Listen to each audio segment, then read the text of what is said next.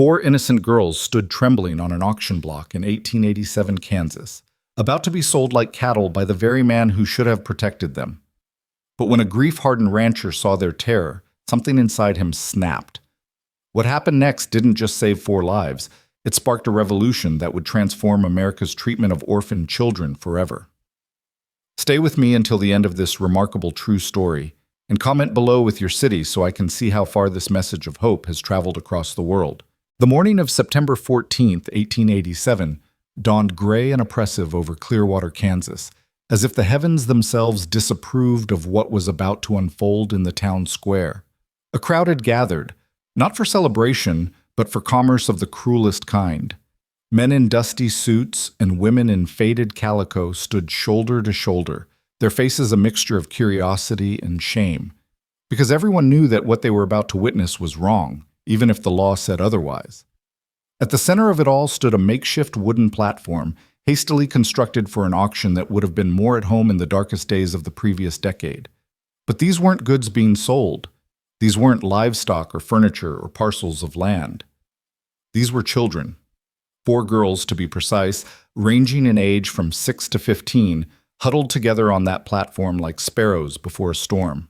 Their dresses were clean but threadbare, mended so many times that the original fabric was barely visible beneath the patchwork. Their faces were scrubbed pink, their hair braided with desperate precision, a final act of dignity before being stripped of everything else. The eldest, Sarah Henderson, stood at the front, her spine rigid with a pride that poverty and tragedy hadn't managed to break. At 15, she had her mother's copper hair and her father's green eyes, both now dulled by grief and hunger. Her right hand gripped the shoulder of 12-year-old Emma, whose musical fingers trembled against her sister's torn sleeve. Behind them stood 10-year-old Kate, her intelligent eyes darting around the square, calculating, always calculating, trying to find a way out of the impossible.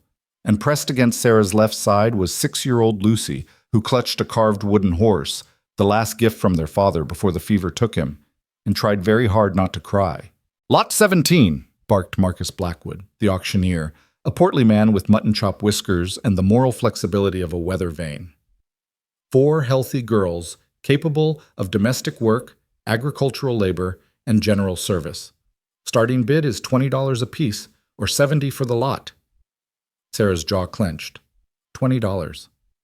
That's what they'd been reduced to.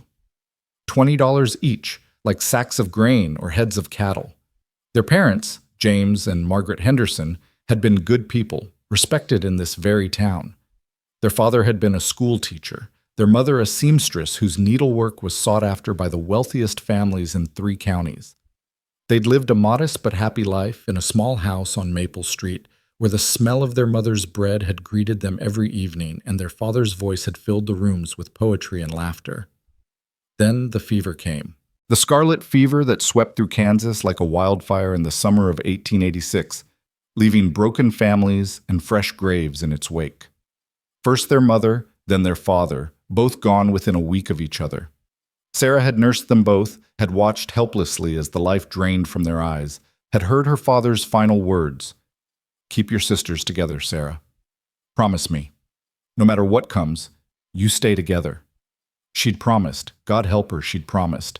But promises meant nothing to their Uncle Silas Crane, their father's younger brother, who'd arrived at the funeral with calculation in his eyes and whiskey on his breath. Silas had never amounted to much. A gambler, a drinker, a man who saw every relationship as a transaction and every tragedy as an opportunity. When the lawyer read the will and revealed that the girl's custody fell to him, Sarah had felt her stomach turn to ice. For 11 months, they'd lived in Silas's decrepit farmhouse on the edge of town, working like servants while he drank away what little money their parents had left. He'd sold their mother's sewing machine first, then their father's books, then the carved furniture their grandfather had made. Piece by piece, their history disappeared into Silas's pocket, then into the poker games at the Lucky Silver Saloon, then into thin air. The final straw came last Tuesday when 3 men in black suits appeared at the farm with papers that said Silas owed them $1,500, gambling debts that had been accruing for years. They gave him 1 week to pay or they'd take the farm. Sarah had listened from behind the door as Silas's voice rose in panic, then dropped to a calculating murmur. When the men left, he'd looked at the four girls with eyes that made Sarah's blood run cold. "You're going to market," he'd said flatly. "All of you. Should fetch enough to clear my debts and leave me with a fresh start." Emma had burst into tears. Kate had stood frozen, her brilliant mind unable to process the enormity of the betrayal. Little Lucy had simply looked at Sarah with absolute trust, because Sarah always found a way to protect them. Except this time, Sarah had no plan. This time, the law was on Silas's side.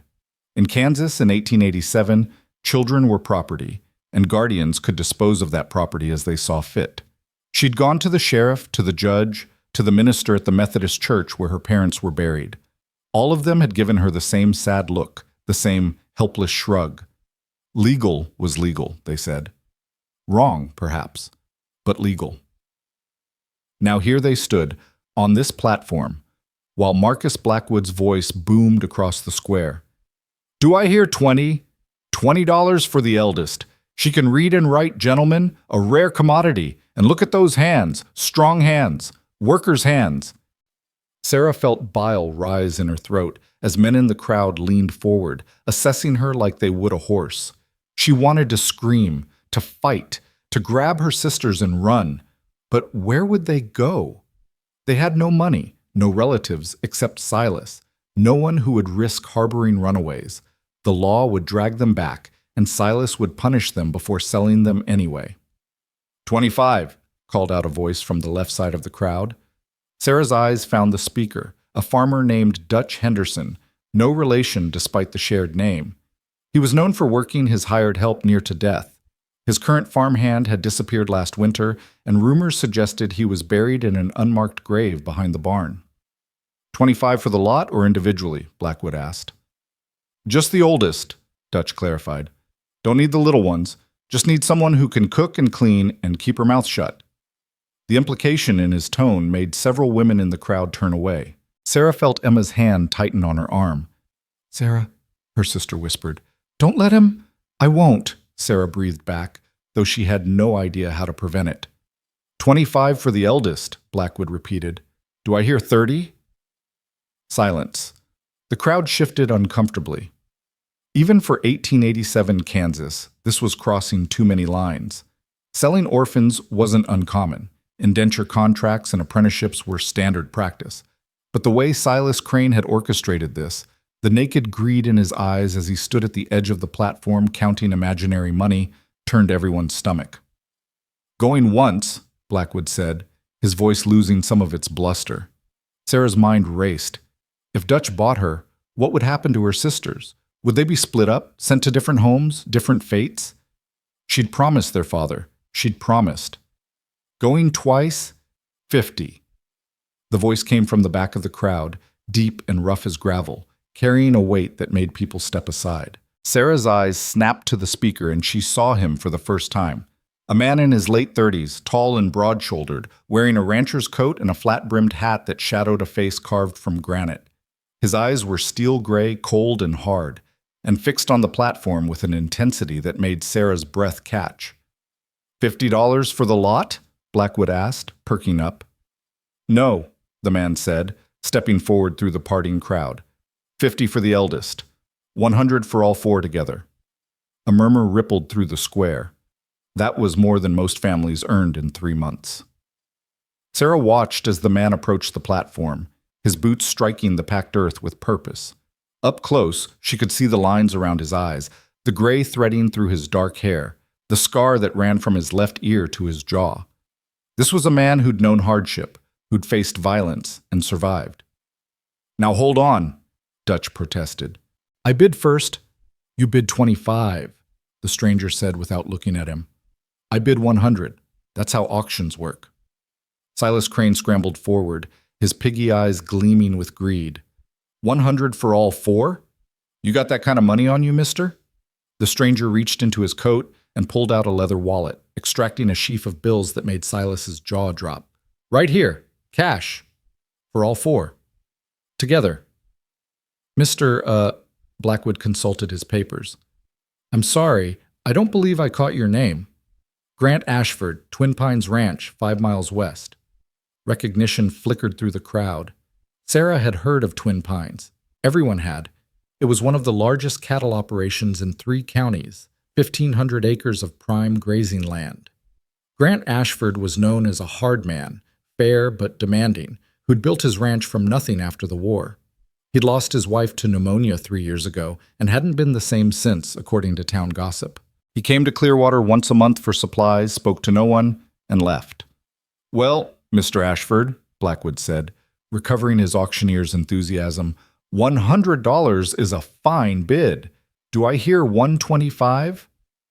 Silence. No one wanted to compete with Grant Ashford. The man had a reputation, and it wasn't one you challenged lightly. Going once, going twice. Blackwood's gavel rose. "Wait!"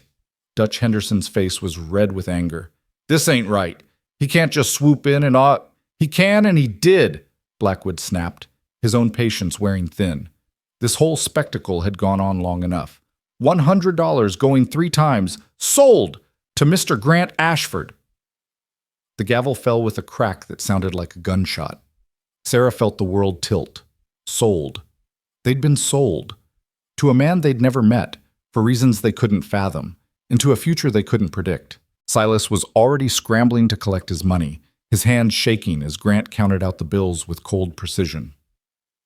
"Pleasure doing business," Silas stammered, trying for a smile that came out as a leer. Grant's response was to grab Silas by the collar and pull him close, his voice dropping to a growl that only Sarah, standing nearest, could hear.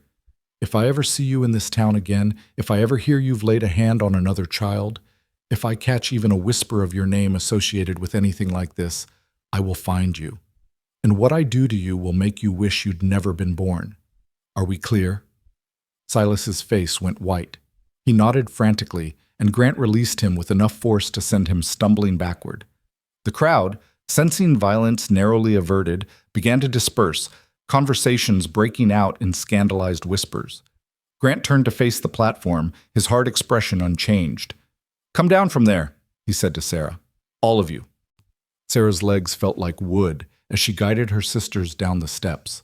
Lucy was crying now, silent tears streaming down her face. Emma's hand was ice-cold in Sarah's grip. Kate remained eerily silent, her analytical mind trying to process their new reality. When they stood before him, Grant looked them over with the same assessing gaze Dutch Henderson had used, but there was a crucial difference. There was no hunger in his eyes, no cruelty.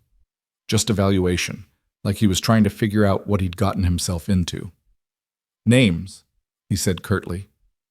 "Sarah Henderson," she replied, forcing her voice steady. "This is Emma, Kate, and Lucy." "Ages?" 15, 12, 10, and 6. Grant nodded. "Can you cook?" "Yes, sir." "Clean, sew, basic arithmetic?" "All of it, sir. Our mother taught us." "And you?" He turned to Emma.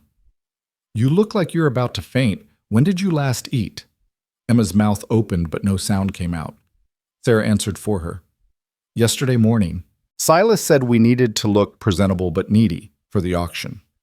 Something flickered in Grant's eyes, anger perhaps, or disgust. He turned to a woman standing nearby, a kindly-looking soul in a worn blue dress. "Mrs. Hartwell, I need a favor." The woman stepped forward immediately. "Of course, Grant. Take these girls to Morrison's restaurant. Order them whatever they want. Put it on my account." He pulled out a few more bills. "Then take them to Schultz's general store.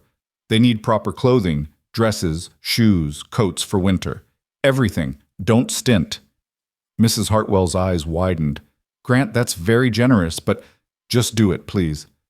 I need to settle some business at the land office. Then I'll collect them in 2 hours. We'll head to the ranch before dark." He looked down at the girls again, his expression softening by a fraction of an inch. "You hungry?" Foreheads nodded in unison. "Then go eat. Mrs. Hartwell will take care of you." He started to turn away, then paused. "And Sarah?" "Yes, sir?" "Stop calling me sir. My name is Grant. We'll figure out the rest later." Then he was gone, striding toward the land office with the same purposeful gait that had carried him through the crowd. Sarah watched him go, her mind reeling with questions. Why had he bought them? What did he want? What did figure out the rest mean? Mrs. Hartwell placed a gentle hand on Sarah's shoulder. Come, girls, let's get some food in you, and then we'll talk about clothes. I suspect you have questions. 1,000, Sarah admitted. Mrs. Hartwell smiled sadly. I'll answer what I can, but first let me say this. Grant Ashford is a hard man, and his ranch is no vacation. He'll expect work from you, same as he expects from everyone. But he's not cruel, and he's not improper. Whatever you're afraid of, you can set aside at least some of those fears. Why did he buy us? Kate spoke for the first time, her voice small and analytical. It doesn't make economic sense. 4 orphans represent a significant investment with uncertain return. What's his motivation? Mrs. Hartwell looked at the 10-year-old with surprise. My, you're a sharp one, aren't you? The truth is I don't fully know, but I can tell you this. 3 years ago, Grant's wife Mary died. She'd always wanted children, but the Lord never blessed them that way. Before she passed, she made Grant promise that if he ever had the chance to help a child in need, he wouldn't turn away. She glanced back toward where Grant had disappeared. I think he saw you 4 up there and remembered that promise. The Grant Ashford I knew before Mary died would have walked right past. But grief changes people. Sometimes it makes them harder. Sometimes it makes them more human. They walked through Clearwater's dusty streets toward Morrison's restaurant, a modest establishment that smelled of fried chicken and fresh bread. Inside, Mrs. Hartwell settled them at a corner table and ordered enough food to feed twice their number: chicken, potatoes, green beans, corn, fresh rolls, and to Lucy's wide-eyed wonder, apple pie with cream. As the food arrived and the girls ate with desperate efficiency, Mrs. Hartwell talked. She told them about Twin Pines Ranch, about the dozen men who worked there, about the vast herds and the comfortable ranch house that Grant had built for Mary, now empty except for him and his cook. She told them about the rules: work hard, speak honestly, respect others, and never, ever steal. Grant had fired men for less, she said, but he was also known to be fair, to pay above standard wages, to care for his people when they were sick or injured. But what does he want with us? Sarah pressed, finally voicing the question that gnawed at her. 4 girls can't work cattle. We can't do ranch labor. So what? He wants to give you a chance, Mrs. Hartwell interrupted gently. A chance to live, to learn, to become something more than what that platform represented. That's all. I know it's hard to trust after what you've been through, but Grant Ashford is not Silas Crane. He's not buying you for profit or other purposes. He's buying you freedom. Freedom? Emma echoed, speaking around a mouthful of chicken. We were just sold. How is that freedom? Because, Mrs. Hartwell said, the alternative was being separated, sent to different homes, different fates. Now you're together. Now you have a home, at least for a while. What you do with that chance is up to you. After they'd eaten until they could barely move, Mrs. Hartwell led them to Schultz's general store, where Mr. Schultz himself, a portly German immigrant with kind eyes and an impressive mustache, greeted them warmly. Ah, Mrs. Hartwell. And these must be the young ladies I heard about. Terrible business, that auction. Just terrible. But Mr. Ashford, he is a good man. He will treat you well. For the next hour, they were measured and fitted for clothing. Practical cotton dresses for work, warmer wool dresses for winter, sturdy leather shoes, stockings, undergarments, coats, gloves, even bonnets to protect from the prairie sun. Mr. Schultz threw in small extras: ribbons for Lucy's hair, a book of poetry for Emma, a slate and chalk for Kate, and a small sewing kit for Sarah. On the house, he insisted when Mrs. Hartwell protested. Consider it my contribution to giving these girls a fresh start. As they walked back to meet Grant, laden with packages, Sarah felt something unfamiliar stirring in her chest. Hope, perhaps. Or maybe just the absence of immediate terror. For the first time since her parents died, she wasn't worried about where their next meal would come from, whether they'd have shelter, whether they'd be split apart. But she was still worried. Because nothing in life came free, and eventually Grant Ashford would expect something in return for his generosity. The question was, what? Grant was waiting outside the land office, leaning against a wagon loaded with supplies. When he saw them approaching, he straightened and gestured to the wagon bed. Put your things in back. It's a 2-hour ride to the ranch. We'll reach it before sunset if we leave now." They loaded their packages and climbed aboard. Sarah and Kate on the bench beside Grant, Emma and Lucy in the back with the supplies.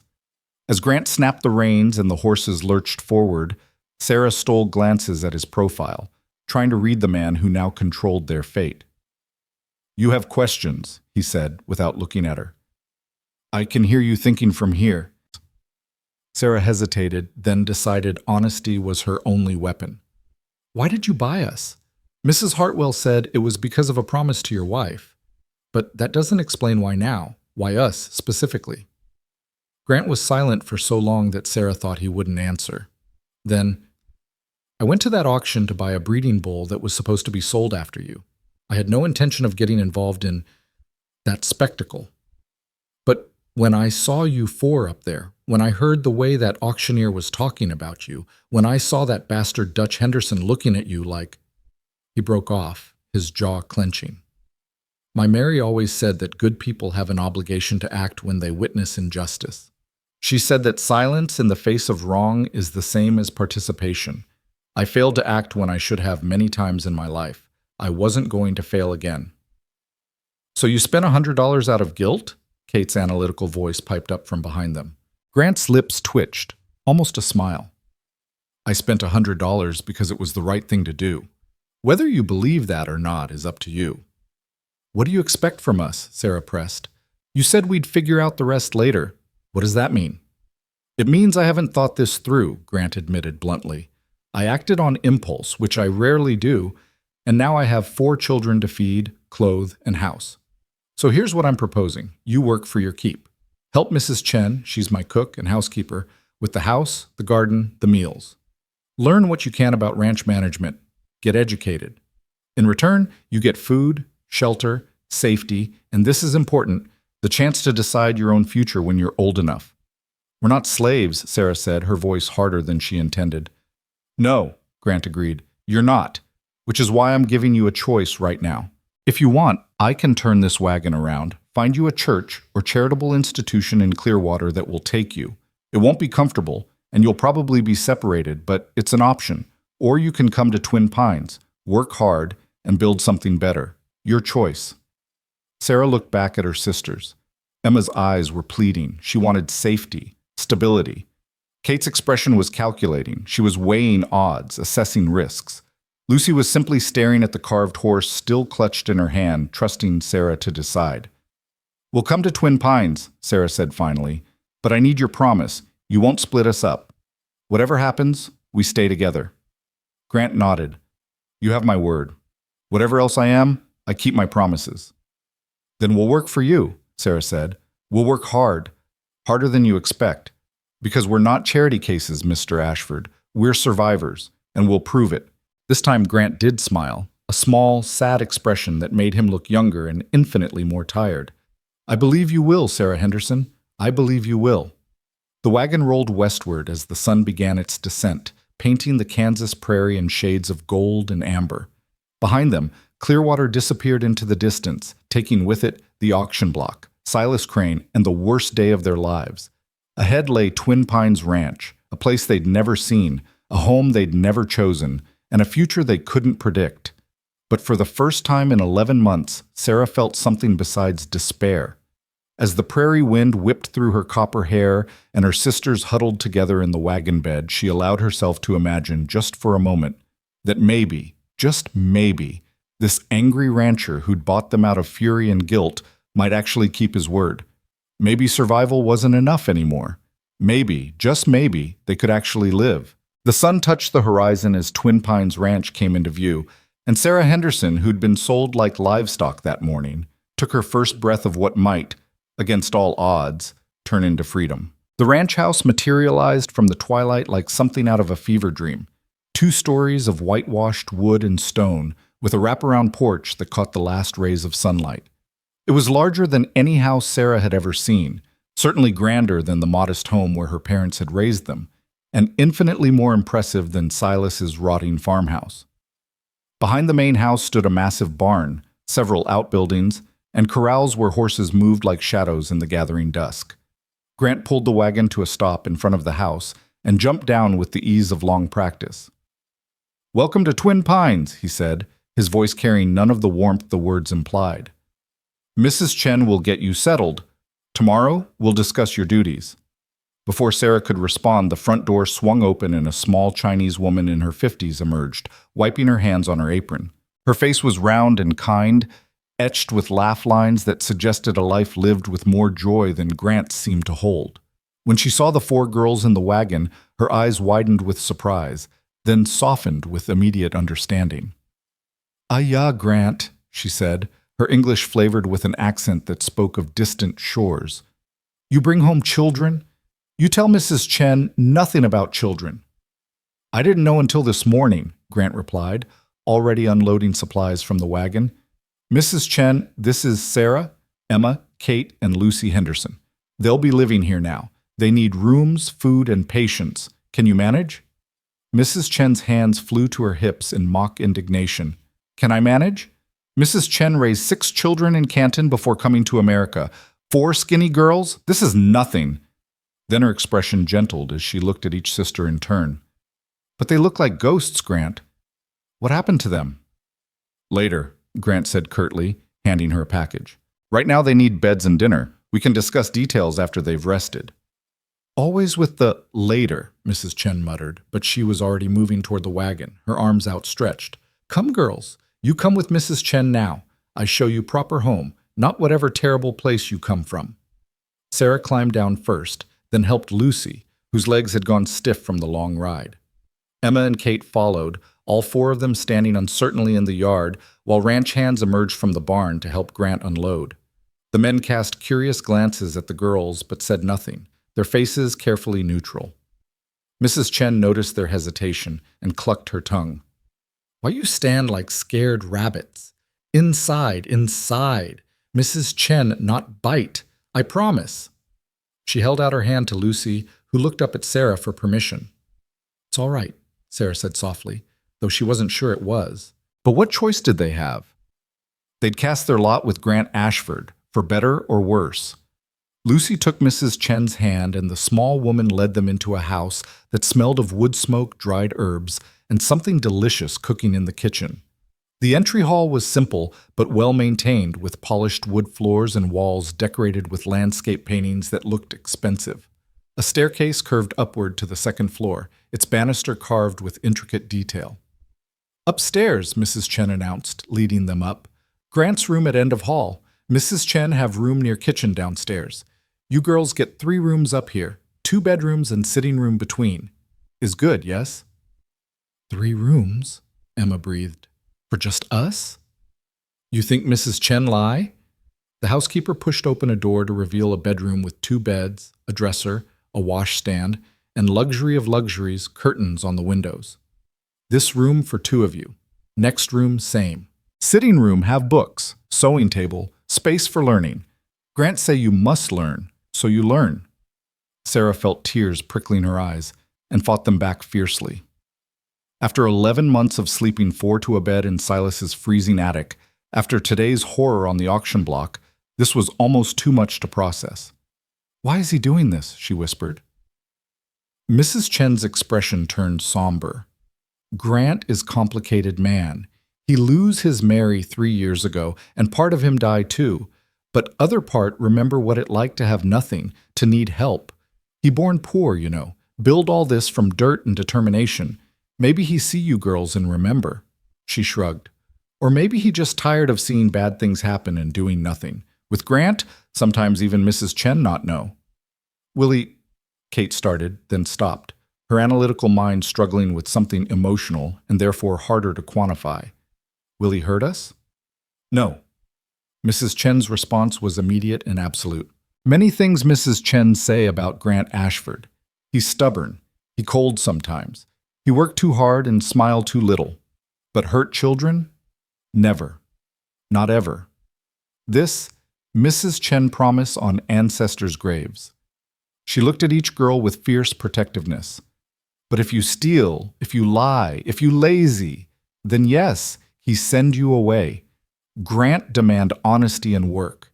You give him that, he give you home. Is fair trade, yes?" "Yes," Sarah said, finding her voice. "We'll work. We'll work harder than he expects. Good. Then we understand each other. Mrs. Chen clapped her hands. Now, wash. Dinner in 30 minutes. Come down when bell rings. And you, she pointed at Lucy, you sleep in same room as big sister tonight. New place is scary for little ones. After Mrs. Chen bustled out, the four sisters stood in the bedroom, staring at the two beds with their clean quilts and plump pillows.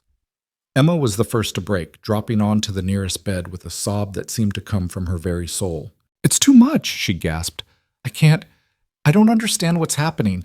This morning we were being sold, and now we're in a beautiful house with beds and food, and we don't know what he wants, Kate finished, her voice shaking.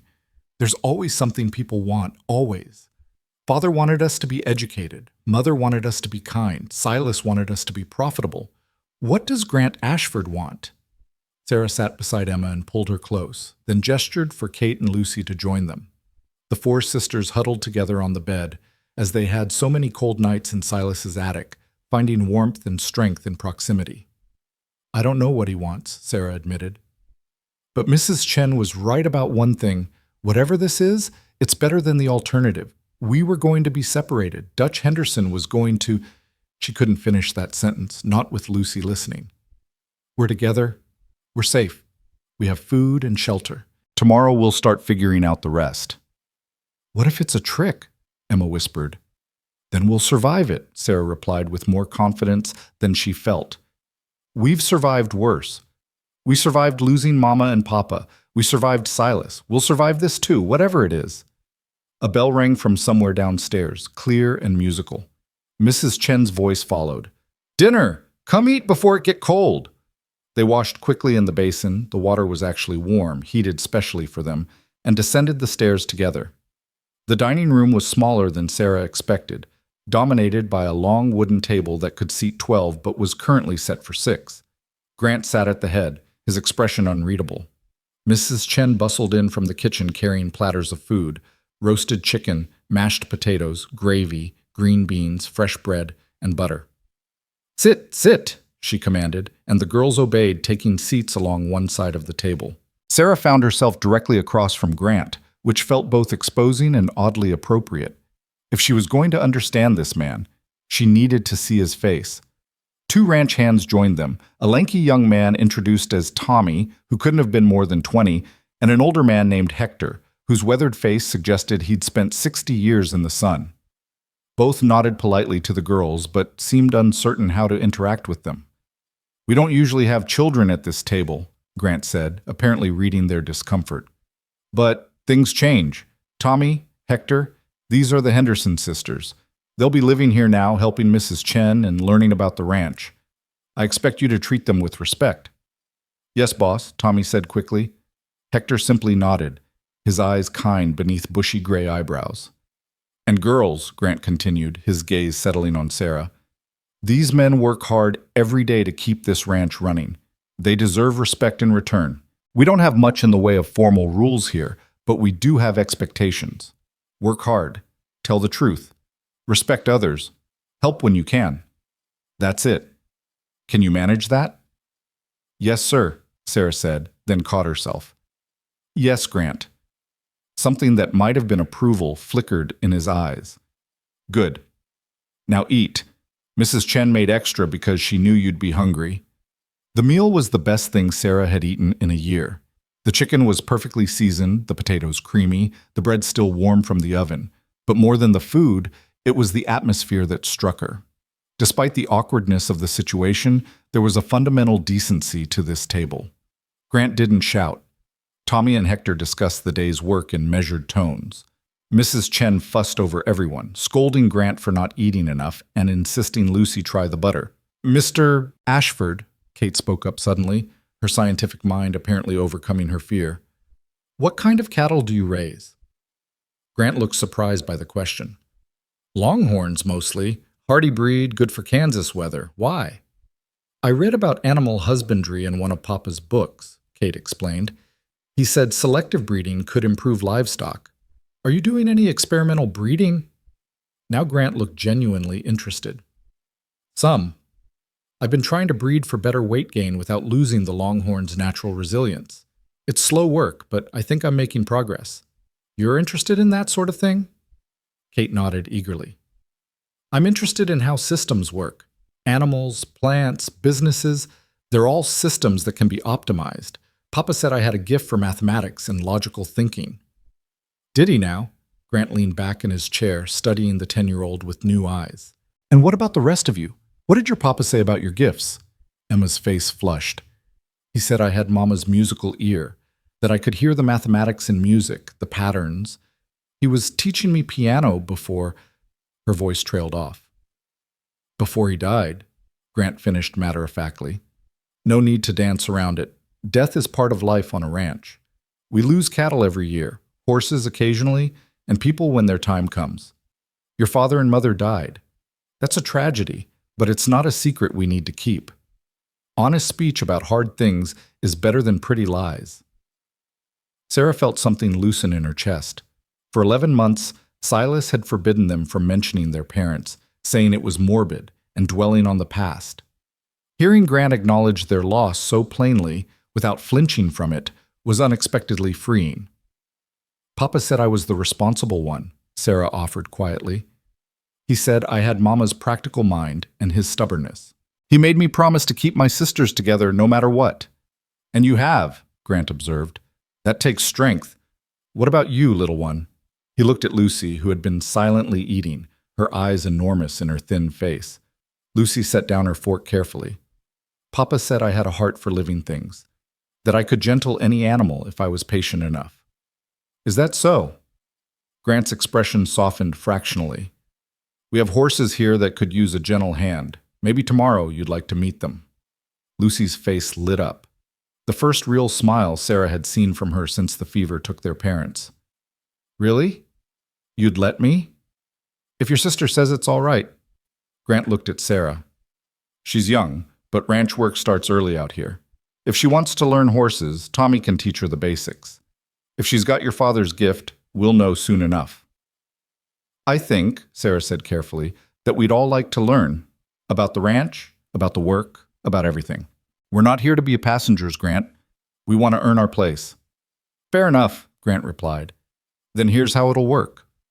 Mornings, you help Mrs. Chen with breakfast and house chores. Mid-morning through early afternoon, you study. Mrs. Chen will teach you practical skills, sewing, cooking, preserving food. I'll teach you ranch management, bookkeeping, inventory, basic veterinary care. Tommy can teach riding and horse care. Hector knows more about cattle than anyone in Kansas. And what about regular schooling? Kate asked. Reading, writing, mathematics, history? Grant nodded toward a door off the dining room. Library's in there. My wife collected books before she died. Help yourself to any of them. And once a week, weather permitting, we'll bring in Miss Sarah Brennan from town. She's a retired teacher who does private tutoring. She'll work with you on formal education. You're paying for a tutor? Sarah couldn't keep the disbelief from her voice. I'm investing in people who are now my responsibility, Grant corrected. There's a difference. You're living in my house, eating my food, wearing clothes I bought. In return, I expect work, but I also expect growth. Ignorant people make poor decisions. Educated people build futures. I'd rather invest in your futures than waste time on regrets later. Mrs. Chen beamed at him from across the table. See? This why Mrs. Chen stay, even when Grant grumpy and impossible. He have good heart, even if he hide it like treasure buried in desert. Grant's jaw tightened. That's enough, Mrs. Chen. Is never enough, she shot back. You spend 3 years being sad ghost. Maybe these girls help you remember how to be alive again. Is good for everyone. The tension at the table stretched tight as a wire. Sarah held her breath, waiting to see if Grant would explode, as Silas would have at such impertinence. Instead, Grant simply stood, his chair scraping against the floor. I have paperwork, he said flatly. Girls, finish your dinner. Mrs. Chen will show you where everything is. Tomorrow morning, we start at sunrise. He strode from the room without another word, his boots echoing on the hardwood. After he left, Tommy let out a low whistle. Mrs. Chen, you're the only person alive who can talk to him like that. Someone must, she replied unrepentantly. He need to hear truth sometimes. Now, you men clean up. I show girls their bathing room. Bathing room? Emma squeaked. Mrs. Chen smiled mysteriously. You think Mrs. Chen let you sleep in nice clean beds smelling like auction house? No, no, tonight you bathe. Tomorrow you work. This is how we do things at Twin Pines. The bathing room proved to be a small washroom off the kitchen with a large copper tub, and marvel of marvels, a pump that brought water directly into the house. Mrs. Chen heated water on the kitchen stove and filled the tub halfway, adding lavender soap that made the whole room smell like summer. 2 at a time, she instructed. Little ones first. You wash hair, scrub good, then dry and put on nightgowns Mrs. Chen leave in your room. Tomorrow we burn those dirty dresses you wearing. But these are the only dresses we have, Emma protested. We're only dresses, Mrs. Chen corrected. Now you have new clothes from Mr. Schultz. Old life is gone. New life starts with clean skin and clean clothes.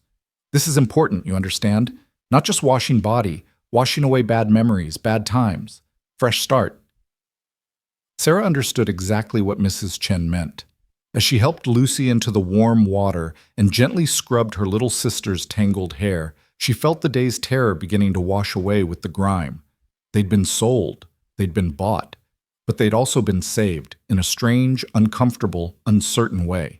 After all 4 girls had bathed and dressed in the soft cotton nightgowns they found laid out on their beds, Mrs. Chen brought them hot milk with honey and sat with them in the upstairs sitting room. This space was clearly Mary Ashford's legacy, a woman's touch evident in the embroidered pillows, the delicate curtains, the bookshelf filled with novels and poetry. Mrs. Chen, Sarah said quietly, what happened to Grant's wife? You said she died 3 years ago, but how? The housekeeper's face grew sad. Pneumonia. Winter of 1884 was very bad, very cold. Mary catch cold that turned to fever. Fever turned to pneumonia. She die in bedroom down hall with Grant holding her hand. He not same after. Before, he laugh sometimes, smile more. After, he just work. Work from sunrise to midnight, like if he stopped moving, grief catch him. Did they love each other? Emma asked, her romantic heart evident in her voice. Very much, Mrs. Chen confirmed. They marry young, Grant only 22, Mary 19. She helped him build this ranch from nothing. Smart woman, like you girls. She keep books, manage household, work as hard as any man. And she gentle Grant's rough edges, make him remember how to be kind. She looked at each girl meaningfully. She would have loved having you here. Mary always want children, but God not bless them that way. She try for years, pray every Sunday. Nothing. So she make Grant promise, if he ever find children who need help, he not turn away. Today, he keep that promise. But why anger? Kate asked, ever analytical. Mrs. Chen said he was angry when he bought us. Because seeing children sold like animals make him remember, Mrs. Chen explained. Grant born very poor. Father die when he young, mother work herself to death trying to feed 3 sons. Grant and brothers grow up hungry, desperate. When he 14, men come to take him and brothers to work in factory. Like buying, you understand. Like what happened to you. Grant's brother Thomas never survived that factory, die in accident 2 years later. Grant never forgive himself for not protecting Thomas. The pieces began to fall into place in Sarah's mind. Grant hadn't just seen 4 orphans being sold. He'd seen his own past, his own helplessness, his brother's death. The anger that drove him to bid wasn't really about them at all. It was about old wounds that had never healed. So, we're not just girls to him, Sarah said slowly. We're a second chance. Maybe, Mrs. Chen agreed. Or maybe you just 4 girls who need home, and he man who can provide. Not everything need complicated reason. Sometimes good people do good things because it right thing to do. Lucy yawned hugely, and Mrs. Chen shooed them all toward bed. Tomorrow come early on ranch. You sleep now, dream of better days ahead. In the bedroom they'd chosen to share. Sarah and Lucy in one bed, Emma and Kate in the other. The sisters lay in darkness, listening to unfamiliar sounds. Wind in the pines, horses moving in the distant corrals, the creak of the house settling. Sarah? Lucy whispered. Are we going to be okay? Sarah pulled her little sister closer. Yes, sweetheart. I think maybe we are. Papa would have liked Grant, Kate observed from the other bed. He respected practical people who valued education. Mama would have liked Mrs. Chen, Emma added. She's kind, like Mama was. Sarah said nothing, but she thought, and I like that Grant treats us like people, not property. That he sets expectations instead of traps. That he's honest about his grief instead of hiding behind false cheer. She didn't say any of this aloud because it felt dangerous to hope.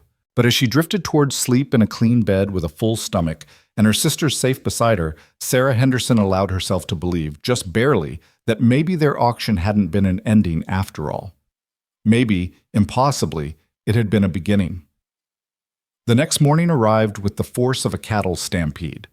Sarah jolted awake to the sound of a bell ringing and Mrs. Chen's voice echoing up the stairs.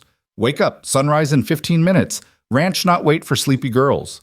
They dressed hurriedly in their new clothes, practical cotton dresses that fit properly, sturdy shoes, aprons to protect from kitchen work. When they tumbled downstairs, they found the dining room already occupied. Grant sat reading a newspaper, coffee steaming beside him. Tommy and Hector were finishing plates of eggs and bacon. Two other ranch hands Sarah hadn't met sat at the far end, talking quietly. Mrs. Chen appeared from the kitchen. "Good. You awake. Now, watch and learn. This how we make breakfast for working men." For the next hour, Sarah received a crash course in cooking for a ranch. Mrs. Chen moved like a general directing troops, her hands flying as she cracked 24 eggs, fried bacon and sausage, toasted bread, made gravy, and somehow produced a perfect pot of coffee. Sarah and Emma worked to keep up, while Kate took mental notes and Lucy set the table with fierce concentration. "Timing is everything," Mrs. Chen explained. "Ranchmen start work at sunrise. They work 3 hours, then come back for real breakfast at 8. Right now, they just have coffee and bread. But 8 o'clock breakfast must be ready exactly on time, or they get cranky. Cranky men are dangerous men when they're working with 1,000-pound animals. Understand?" The girls nodded, filing away this information. At 8 sharp, the bell rang again, and suddenly the dining room filled with hungry men. Besides Tommy and Hector, there were 5 others, all weathered, work-hardened, eyeing the girls with curiosity but keeping their distance. Grant made quick introductions. "Men, these are the Henderson sisters. They're living here now, learning the ranch.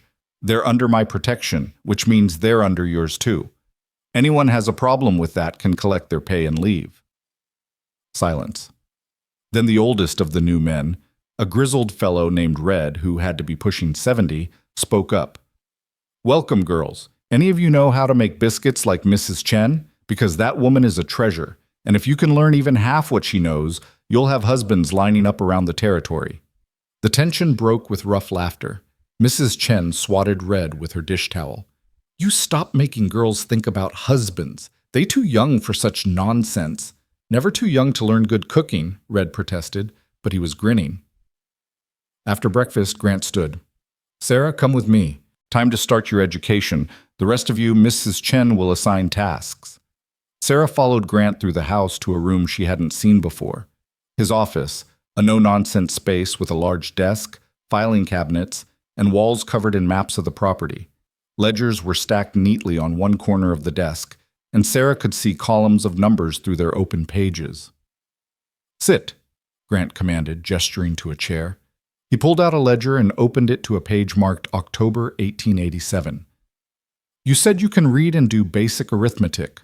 Prove it. Tell me what this page says." Sarah leaned forward, scanning the neat columns. "These are expenses, feed costs, veterinary supplies, wages for the men, maintenance on buildings and equipment. And this column shows income, cattle sales mostly, and some from horse breeding." "Good. Now tell me what you see that's wrong." Sarah studied the numbers more carefully, her father's voice echoing in her mind as he taught her bookkeeping basics. "There. This number doesn't add up correctly. The total expenses are listed as $640, but when I add the column, it's actually $683. Grant's expression remained neutral. And that means either you're underreporting expenses, which would make your profit look artificially high, or there's an error in transcription." She hesitated, then added boldly, "Or someone's stealing from you." Now Grant smiled, a real smile that transformed his face from granite to something almost human. "Very good. It's an error, not theft. I know because I made the error myself last week. I was tired and transposed 2 numbers. But the fact that you caught it and that you thought through the possibilities tells me your father taught you well. He believed girls should understand money, Sarah said quietly. He said financial ignorance made women vulnerable. Smart man, Grant agreed. Here's what I need from you. Every morning after breakfast, you come here for 2 hours. I'll teach you how to run a ranch, bookkeeping, inventory management, how to assess cattle quality, how to negotiate with buyers. In return, you'll help me keep these ledgers accurate and organized. Can you do that? Yes, Sarah said without hesitation. But why teach me this? Most people think women can't understand business. Most people are fools, Grant replied bluntly. My Mary ran half this ranch, and she did it better than most men could. Intelligence isn't gender specific. Now, let's start with basics. For the next 2 hours, Sarah's mind expanded in ways it hadn't since her father died. Grant was a surprisingly good teacher, patient when she struggled, challenging when she understood quickly, never condescending. He showed her how to read market reports, how to calculate profit margins, how to anticipate seasonal expenses. By the time Mrs.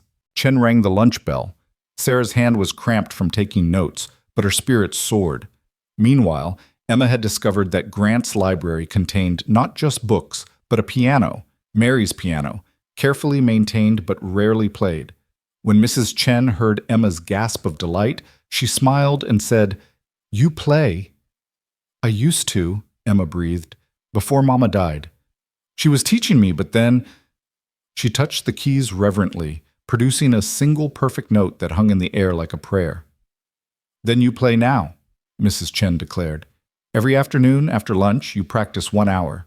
Mrs. Chen cannot teach music, but Mrs. Chen know talented girl when she see one. You bring life back to this piano. It's good for house, good for you, good for everyone." Kate, meanwhile, had gravitated toward the ranch operations with scientific precision. Tommy, tasked with supervising her, was initially skeptical about teaching a 10-year-old girl about cattle. That skepticism lasted approximately 15 minutes, until Kate started asking questions that revealed a mind like a steel trap. "Why do you rotate the cattle between pastures?" she asked as they walked through the property. "Keeps the grass healthy," Tommy replied. "If you leave them in one place too long, they overgraze and destroy the land." "But how do you calculate optimal rotation time? Does it depend on rainfall, temperature, number of cattle per acre? There must be a mathematical formula." Tommy stared at her. I just go by experience and what Grant tells me." "But experience is just unquantified data," Kate pressed. "If we measured grass height, cattle weight gain, and rotation timing, we could develop an algorithm for maximum efficiency." "A what?" "An algorithm, a set of rules for solving problems. It's mathematics." Tommy looked slightly terrified. "You're going to have to talk to Grant about that. That's way above my education." And Lucy, little Lucy, with her father's gift for animals, stood at the corral fence watching horses with the intensity of a prophet receiving visions. Hector, who'd been around horses for 50 years, found himself explaining things to a 6-year-old. "That one's Thunder," he said, pointing to a massive gray stallion. "Fastest horse on the property, but mean as a snake. Won't let anyone but Grant ride him." Lucy tilted her head, studying Thunder. "He's not mean. He's scared." Hector frowned. "Scared? Girl, that horse weighs 1,200 pounds and kicks like a mule. He ain't scared of nothing." "He's scared because someone hurt him before," Lucy insisted. "See how he keeps his ears back and how he watches everything? That's not meanness, that's protection." Hector looked at the horse with new eyes and realized the little girl might be right. Thunder had been wild-caught 3 years ago, and the breaking process hadn't been gentle. "Well, I'll be damned," he muttered. Then remembering his audience, pardon my language, miss." Lucy giggled, the first genuinely happy sound Sarah had heard from her sister in forever. At lunch, the girls reconvened in the kitchen, all talking over each other with excitement about their morning discoveries. Grant entered to find controlled chaos. Mrs. Chen trying to serve soup while Kate gestured wildly about mathematical formulas, Emma humming piano melodies, Lucy making horse sounds, and Sarah laughing in a way she hadn't laughed in over a year. He stood in the doorway for a moment, unnoticed, and something in his chest, something that had been frozen solid for 3 years, cracked slightly. The house had been silent since Mary died. Now it was alive again, filled with young voices and possibilities. Mrs. Chen caught his eye and smiled knowingly. He scowled and retreated to his office, but the damage was done. Despite his best efforts to remain detached, to treat this arrangement as purely practical, Grant Ashford was beginning to care about the 4 souls he'd rescued from that auction block. And caring, as he knew too well, was dangerous. Caring made you vulnerable. Caring meant you could lose things. But as the afternoon sun slanted through his office window and Emma's halting piano practice drifted down the hall, Grant found himself thinking that maybe, just maybe, some risks were worth taking. That evening, after another enormous dinner and more ranch lessons, Sarah found Grant on the front porch, staring out at the darkening prairie. She'd come to return a ledger he'd lent her, but something in his posture made her pause. "Grant?" she said softly. He turned, and in the twilight she could see the grief written plain on his face. "Your father was right to make you promise to keep your sisters together," he said quietly. "Family is the only thing that matters in the end. Everything else, the ranch, the money, the reputation, it's all just noise." "Is that what you learned when you lost your wife?" "That's what I learned when I lost everyone," Grant replied. "My brother Thomas in that factory, my other brother James to the war, my mother to exhaustion and poverty, my Mary to pneumonia, every person I ever loved, gone. For a long time I thought the lesson was not to love anymore, safer that way." "But?" Sarah prompted. Grant looked at her with something like respect. "But maybe the real lesson is that love is worth the risk, that protecting people, teaching them, giving them chances, maybe that matters more than protecting yourself from pain." He straightened, his moment of vulnerability passing. "Get some sleep. Tomorrow we're branding cattle, and it's loud, dirty work. You'll all need to help." As Sarah turned to go, Grant spoke again. "Your father would be proud of you.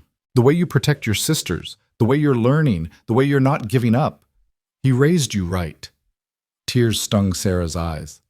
"Thank you," she whispered, and fled before he could see her cry. In their bedroom that night, as her sisters slept soundly for the second night in a row, Sarah allowed herself to believe what she'd been afraid to acknowledge.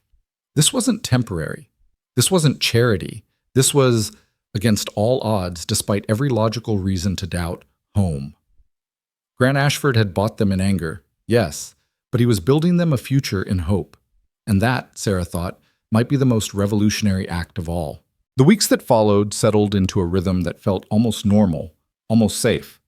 Sarah rose before dawn each day to help Mrs. Chen prepare breakfast, her hands learning the choreography of feeding hungry ranch hands with efficiency that would have made her mother proud. Emma's piano playing grew stronger, filling the house with Chopin and Mozart during her afternoon practice sessions. Kate had convinced Grant to let her track cattle rotation patterns in a notebook, creating what she called empirical data for optimization. And Lucy spent every free moment at the corrals, where even Thunder had begun to tolerate her presence at the fence line. It was too good to last. The trouble arrived on a crisp October morning, 3 weeks after the auction, in the form of 2 men on horseback. Sarah saw them first from the kitchen window, one portly and officious-looking in a city suit that seemed absurd, on horseback, the other wearing a sheriff's badge that caught the morning sun like a warning. "Mrs. Chen," she said quietly, her stomach turning to lead. "We have visitors." The housekeeper looked up from the bread dough she was kneading, saw Sarah's face, and moved to the window. Her expression darkened. "That is Sheriff Morrison. Good man, but weak. And that other one—" She squinted. Mrs. Chen not know him, but he looked like government trouble. Grant had already emerged from the barn, Tommy and Hector flanking him like guards. Even from a distance, Sarah could see the tension in Grant's shoulders, the way his hands hung loose at his sides, ready for violence if needed. "Girls," Mrs. Chen said sharply, "come here, all of you, now." Emma, Kate, and Lucy appeared from various parts of the house, drawn by the urgency in her tone. Through the window they watched as the conversation outside grew heated. Grant's voice carried through the glass, though the words were indistinct. The man in the suit was gesturing emphatically, waving papers. Sheriff Morrison looked uncomfortable, like a man caught between duty and conscience. Then Grant turned toward the house, his face carved from stone, and Sarah knew. She knew with the certainty of someone who'd already lost everything once before. They'd come to take the girls away. "Upstairs," she commanded her sisters. "Now, stay together in our room and don't come down unless I call for you." "Sarah," Emma started. "Now!" The younger girls fled. Sarah stood her ground as the front door opened and Grant entered with the two men. Up close, the official looked even more unpleasant, jowly and self-important, with small eyes that assessed the house's interior with obvious disdain. "Mr. Ashford," Mrs. Chen said coldly, "who are these men interrupting breakfast?" "Mrs. Chen, Sarah, this is Inspector Lawrence Vale from the Kansas Bureau of Child Welfare," Grant said, his voice tight with controlled fury. "And you know Sheriff Morrison. Apparently, we have a problem." Vale pulled out the papers he'd been waving and unfolded them with theatrical precision. "Mr. Ashford, I'm here on a formal complaint filed by Mr. Silas Crane regarding 4 minor children allegedly under your care. Mr. Crane asserts that you coerced him into selling his wards under duress, and that the transaction was therefore illegal. I'm authorized to remove the children and place them in proper institutional care pending a full investigation." Sarah felt the floor tilt beneath her feet. "Silas is lying," she said, her voice shaking. "He sold us willingly, eagerly. He wanted Grant's money to pay his gambling debts." Vale's expression remained bureaucratically neutral. "That's not what Mr. Crane's complaint states. According to his sworn testimony, Mr. Ashford threatened him with physical violence unless he agreed to the sale. Furthermore, Mr. Crane claims he was intoxicated at the time and therefore unable to consent to the transaction." "That's horseshit," Grant growled.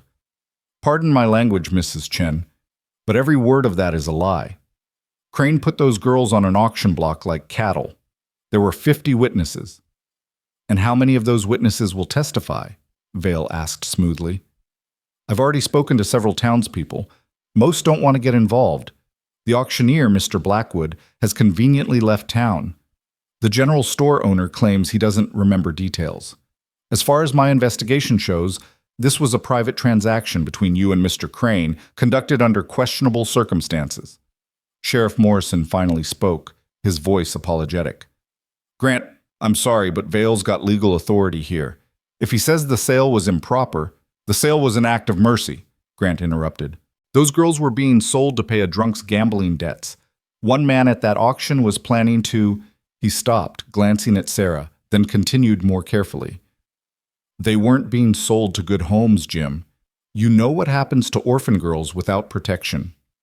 "I know," Morrison said quietly. "But the law's the law. Vale's within his rights to investigate." "Investigate, fine," Grant said. "But he's not taking those girls anywhere." Vale's smile was reptilian. "Actually, Mr. Ashford, I am. The state of Kansas has facilities specifically designed for orphaned children. They'll receive proper care, education, and moral instruction. Unlike here, where they're living in a house with unmarried men, without proper female supervision." "I am proper female supervision," Mrs. Chen snapped. "You think Mrs. Chen let any man hurt these girls? You stupid man with stupid papers." "Mrs. Chen," Vale said with exaggerated patience, "you're an employee, not a legal guardian. And frankly, given your race and your accent, I question whether you're an appropriate moral influence yourself." The silence that followed was arctic. Grant took one step toward Vale and the inspector actually backed up, his hand moving toward his coat. "Careful, Mr. Ashford. Threatening a government official is a federal offense." "I'm not threatening," Grant said softly, dangerously. "I'm promising. You're not taking those girls. Not today, not ever." Morrison stepped between them, his hand on Grant's shoulder. "Grant, think about this. If you resist, he can have you arrested. Then what happens to the girls? They go to that institution anyway, and you're in jail. That help anyone?" Sarah watched Grant's jaw work, watched the calculation in his eyes as he weighed options and found them all wanting. This was the moment, she realized. This was when they learned whether Grant Ashford's promise had been real or just another lie from another man who controlled their fate. "How long?" Grant asked finally. "How long what?" Vale responded. "How long do I have before you take them?" Vale consulted his papers. "The order takes effect immediately. However, I'll need to arrange transport back to the county facility. Given that it's already mid-morning, I'd say—" He checked his pocket watch. 3 hours. I'll return at noon with a wagon. 3 hours, Grant repeated flatly. Fine. You've delivered your message. Now get off my property. Mr. Ashford, get off my property. Each word was a bullet. You've got your legal authority. I'm not going to fight it, but I'll be damned if I let you stand in my house and insult Mrs. Chen and terrify those girls any longer. You want them at noon? Come back at noon. Until then, this is still my land, and you're trespassing. Vale looked like he wanted to argue, but something in Grant's eyes made him reconsider. Very well. Noon, Mr. Ashford. Don't try anything foolish. He turned to Morrison. Sheriff, you'll accompany me back to town and return with the transport wagon? Morrison nodded reluctantly. I will. Grant, please don't make this harder than it has to be. After they left, Grant stood motionless in the entry hall, his hands clenched into fists. Mrs. Chen touched his arm gently. What we do?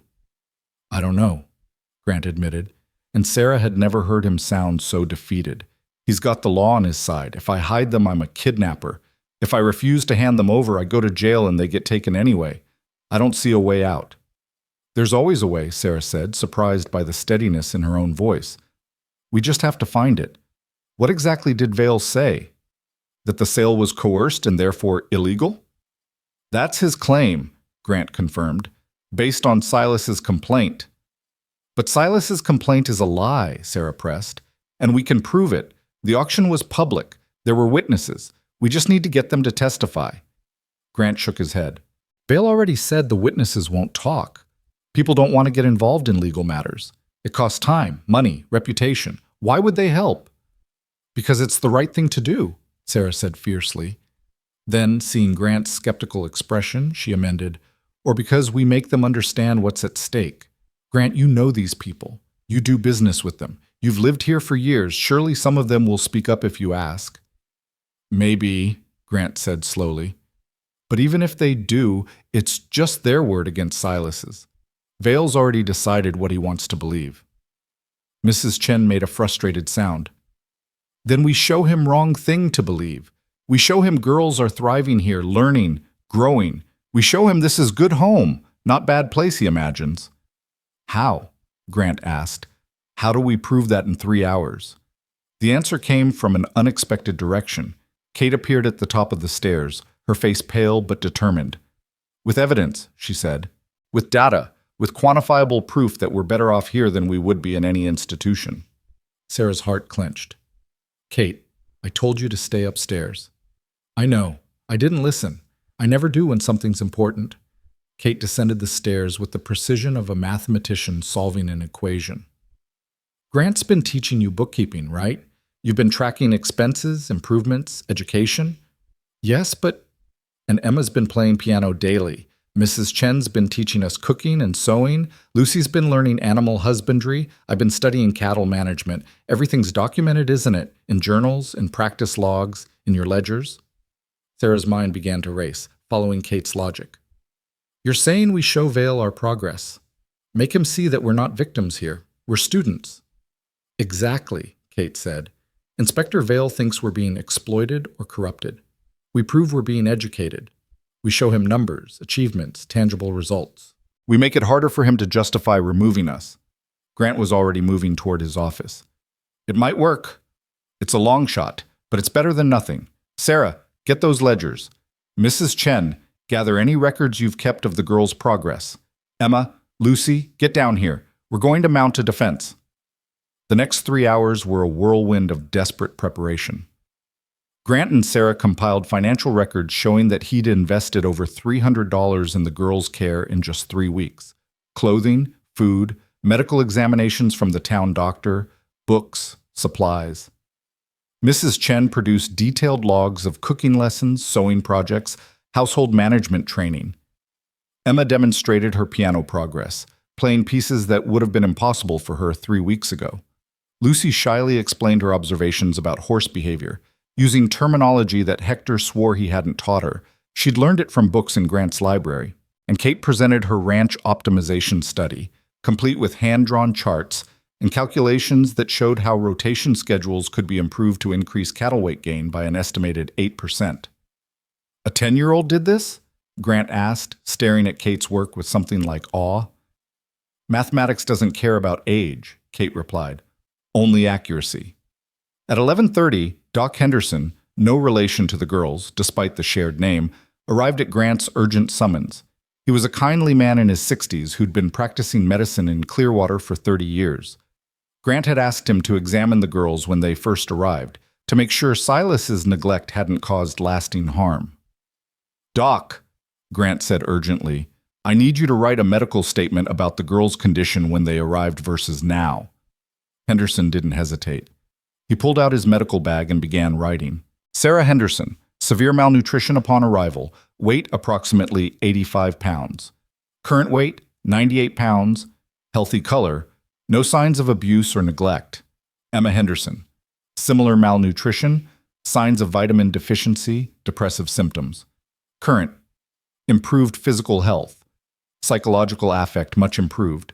He continued through all 4 girls, his neat handwriting filling 2 pages. At the bottom, he signed and dated the statement, then added, "In my medical opinion, these children are thriving under Mr. Ashford's care. Removing them would constitute harm." At 5 minutes to noon, Tommy rode in fast from town, his horse lathered with sweat. "Grant, I talked to everyone I could find. Got 6 people willing to testify about what really happened at that auction. They're right behind me." Indeed, a small group was approaching, Mr. Schultz from the general store. Mrs. Hartwell, who'd helped the girls that first day, Red Donovan from the feed supply, 2 farmers named Jepson and Crawford, and, most surprising of all, Dutch Henderson, the man who'd first bid on Sarah. Dutch looked uncomfortable as he dismounted. "Ashford, I'm not here because I like you. I'm here because what that bastard Crane is trying to do is lower than a snake's belly. I might be a hard man, but I ain't dishonest. I'll tell Vale exactly what happened at that auction." Grant gripped his hand briefly. "Appreciate it, Dutch." At precisely noon, a wagon rolled up to the house. Inspector Vale sat beside Sheriff Morrison, who looked like he'd rather be anywhere else. Behind them rode 2 women in severe gray dresses, matrons from the state institution, Sarah realized, come to collect their new charges. Vale descended from the wagon with his papers, clearly expecting compliance. Instead, he found himself facing an assembled crowd. Grant, Mrs. Chen, Doc Henderson, 6 townspeople, and 4 girls who looked nothing like the terrified waifs he'd been expecting. "Mr. Ashford," Vale began, "I trust you've prepared the children for—" "I've prepared a defense," Grant interrupted. "You claim these girls were acquired illegally. I claim they were saved legally and are now thriving. Before you take them anywhere, you're going to listen to evidence." Vale's expression curdled. "Mr. Ashford, I don't have time for—" "Make time," Grant said flatly. "Unless you want to explain to your superiors why you removed 4 healthy, educated children from a good home without even examining the facts. Pretty sure that'll look bad in your report." The inspector's jaw tightened, but he dismounted. "Fine. You have 15 minutes. "We'll take 30, Grant replied. "Sarah, start with the ledgers." What followed was part trial, part performance, part desperate gambit. Sarah presented the financial records, her voice steady as she explained every expense, every investment Grant had made in their welfare. Mrs. Chen showed her teaching logs, demonstrating a structured education program that put many schools to shame. Doc Henderson read his medical statement, emphasizing the dramatic improvement in the girls' health. Then the townspeople spoke. Mr. Schultz described the auction, the way Silas Crane had been eagerly counting money, how Grant had bid fair and square with no threats or coercion. Mrs. Hartwell testified to the girls' condition that first day, frightened, malnourished, but hopeful after Grant's kindness. Even Dutch Henderson spoke up, his gravelly voice cutting through Vale's attempts to interrupt. "I was there to buy the oldest girl," Dutch said bluntly. "For farm work. Nothing improper, but nothing kind either. She'd have worked dawn to dusk for room and board, same as my other hands." Ashford gave all 4 of them something better. Maybe it wasn't proper legal procedure, but it was the right thing. And if you can't see the difference between legal and right, you got no business making decisions about children. Vale's face was red. This is highly irregular. You want irregular? Emma stood up, moved to the piano that Grant and Tommy had dragged onto the front porch for this very purpose, and began to play. She chose Beethoven's Moonlight Sonata, a piece she'd only started learning 2 weeks ago but had practiced obsessively. Her fingers found the notes with trembling precision, pouring every ounce of fear and hope into the music. When she finished, there were tears on Mrs. Hartwell's cheeks. 3 weeks ago, I couldn't touch a piano, Emma said quietly. My mother died, and the music died with her. Grant gave it back to me. You want to take that away? Kate stood next. Inspector Vale, you should know that state institutions for orphans have an average mortality rate of 12% annually, primarily from disease, malnutrition, and industrial accidents. That's according to the 1885 Census Bureau report. Here, we have adequate food, medical care, and education. The statistical probability of our survival and success is significantly higher. Removing us makes no logical sense. Vale stared at her. How old are you? 10. Does that make the statistics less true? Little Lucy didn't make a speech. She simply walked to Vale's horse, a nervous gelding that had been dancing and tossing its head since they arrived, and placed her small hand on its neck. The horse immediately calmed, lowering its head to nuzzle her palm. Your horse has a stone bruise on his right front hoof, Lucy said. That's why he's so agitated. If you don't treat it, he'll go lame within a week. She looked up at Vale with her father's green eyes. Grant taught me how to see when animals are hurting. Before I came here, I couldn't help anything. Now I can. Are you going to take that away from me? The silence stretched. Vale looked at his horse's hoof. The gelding was indeed favoring it slightly, a detail he'd missed, and then at the assembled evidence. Sheriff Morrison cleared his throat. Lawrence, he said quietly, maybe we should reconsider this investigation. These girls look healthy and happy to me. Their testimonies contradict Crane's complaint, and you've got 6 reputable citizens saying the sale was legitimate. The complaint states what a lying drunk wanted you to believe so he could cause trouble for the man who humiliated him, Morrison interrupted. Use your eyes, man. Use your judgment. Does this look like exploitation to you? Vale's jaw worked. He was clearly a man who didn't like being contradicted, who valued procedure over people. But he was also, Sarah sensed, a bureaucrat who understood optics. Taking 4 thriving children from a good home because of a dubious complaint would look bad. Very bad.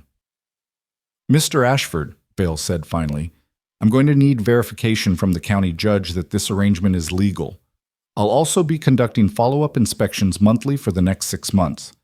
If I find any evidence of impropriety, anything at all, these children will be removed immediately. Are we clear? Crystal, Grant replied. And you, Vale turned to Sarah, will write a letter to my office every month detailing your living conditions, education, and treatment.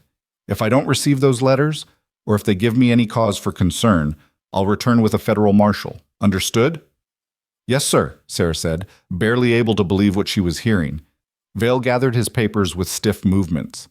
This is highly irregular, but given the circumstances and the testimony provided, I'm suspending the removal order pending judicial review. Judge Blackwell will hear this case next week. Be prepared to present everything you've shown me today, along with character references and formal documentation of guardianship. He climbed back into the wagon, signaling the matrons to do the same. As they turned to leave, he paused and looked back at Grant. Mr. Ashford, you've put yourself in a precarious legal position. If those girls come to any harm, if there's even a whisper of impropriety, I will personally ensure you face the full weight of the law. Don't make me regret this decision. Won't happen, Grant said. They watched the wagon roll away, dust rising in its wake. For a long moment, nobody moved. Then Lucy let out a whoop of joy and threw her arms around Grant's waist. Emma started crying. Kate smiled, actually smiled, something Sarah had rarely seen since their parents died. And Sarah herself felt her knees go weak with relief. Did we just win? Emma asked through her tears. We bought time, Grant corrected. We still have to convince Judge Blackwell, but yes, we won this round. Mrs. Chen began shooing the townspeople toward the house. You all stay for lunch. Mrs. Chen makes special meal to thank you for helping. I should get back to the store, Mr. Schultz protested. You stay, Mrs. Chen commanded. Store can wait. Good deeds deserve good food. This is rule. As the unlikely group filed into the house, Dutch Henderson hung back, catching Grant's arm. Ashford, a word? They stepped aside, and Sarah, who'd learned that important conversations often required eavesdropping, lingered near the door. I wasn't lying in there, Dutch said gruffly, about what I'd planned for that girl if I'd bought her. It wasn't kind. Hell, it wasn't even decent, just legal, which ain't the same thing. He looked uncomfortable. What you did, taking all four of them, keeping them together, actually caring what happens to them, that's something I never would have thought of. Made me think about some things, about how I've treated my own workers. Figured I owed you an acknowledgement of that. Grant studied him for a long moment. You're not a bad man, Dutch, just a hard one. Sometimes hardness is what you need to survive, but sometimes kindness is what makes survival worth it. Your wife teach you that? Every day we were married, Grant replied quietly. Took me 3 years after she died to remember it. Dutch nodded slowly. Well, reckon I've got some thinking to do. Those girls are lucky they ended up with you instead of me. He headed toward the house, leaving Grant standing alone in the yard. Sarah slipped out to join him. Thank you, she said simply, for fighting for us, for believing we were worth it. Grant turned to her, and for the first time since she'd met him, his expression was completely unguarded. Sarah, I need you to understand something. When I saw you four on that platform, I wasn't thinking about doing a good deed or fulfilling a promise to Mary. I was thinking about my brother Thomas, about how nobody fought for him when he needed it, about how he died in that factory because I was too young and too powerless to stop it. His voice roughened. I couldn't save Thomas, but I could save you. And once I made that choice, once I brought you here, you stopped being someone else's children. You became mine, not legally, maybe not even properly, but in every way that matters. And I protect what's mine. Sarah felt tears sliding down her cheeks. We're not your responsibility, Grant. We're your family, he finished. Yeah, I'm starting to understand that. Terrifies me, honestly. Because everyone I've ever called family, I've lost. But Mrs. Chen keeps telling me that fear isn't a good enough reason to stay closed off forever. He managed a small smile. Your sister Kate would probably say it's statistically unlikely that I'll lose everyone I care about, and the expected value of having a family outweighs the risk of future pain. She definitely would say that, Sarah agreed with a watery laugh. She's annoyingly logical. She's brilliant, Grant corrected. They all are. You all are. And when we go before Judge Blackwell next week, we're going to make sure the entire county knows it. Inside, Mrs. Chen was orchestrating a feast with her usual efficiency, somehow producing enough food to feed 15 people on an hour's notice. The dining room buzzed with conversation, townspeople who'd come as witnesses now staying as friends, ranch hands who treated the girls like younger sisters, and at the center of it all, 4 orphans who were beginning to understand that maybe they weren't orphans anymore. That evening, after everyone had left and the dishes were washed and the younger girls had gone to bed, Sarah stood on the front porch watching the stars emerge. Grant joined her, 2 cups of coffee in hand. He passed her one without comment. You know, Sarah said after a while, when you bought us, I thought you were either a saint or a monster. I couldn't figure out which. And now? Now I think you're just a man who lost too much and found an unexpected way to build something new. She sipped her coffee. That's more complicated than saint or monster, but also more real. Grant leaned against the porch railing. Next week's hearing won't be easy. Vale's going to push back and Silas might even show up to testify. We need to be ready for anything. We will be, Sarah assured him, because we're not just 4 scared girls anymore. We're your family, and family fights for each other. In the darkness, Grant smiled. Yes, he said softly. I suppose they do. Above them, the Kansas sky blazed with stars, indifferent to human struggles and triumphs. But on that porch, in that moment, Sarah Henderson felt something she hadn't felt since her parents died. The absolute certainty that she was exactly where she belonged. The battle wasn't over. Judge Blackwell's hearing loomed ahead, and there would surely be more challenges, more obstacles, more people who couldn't understand why a rancher would take in 4 orphans he didn't know. But tonight, they'd won. Tonight, they'd proven that sometimes anger at injustice could transform into action, and action could transform into hope, and hope could build something worth fighting for. Sarah raised her cup toward the stars, a silent toast to her parents who'd raised her to fight, to Grant, who'd given her the chance, and to her sisters sleeping safely upstairs in a home that was finally, truly theirs. The revolution had begun with an auction block and a furious rancher. Now it was beginning to look like something even more powerful, a family choosing each other against all odds and building a future from the ashes of everything they'd lost. The week before Judge Blackwell's hearing passed in a blur of preparation and mounting tension. Grant spent his evenings coaching the girls on how to present themselves in court, while his days were consumed with gathering documentation and securing character witnesses. Sarah watched the worry lines deepen around his eyes and understood that this meant more to him than he'd ever admit aloud. This wasn't just about keeping 4 orphans. This was about proving that redemption was possible, that one act of anger-fueled compassion could stand against a system designed to grind people into dust. On the morning of the hearing, Sarah stood in front of the mirror in her bedroom, adjusting the collar of her best dress, a deep blue cotton that Mrs. Chen had hemmed to perfection.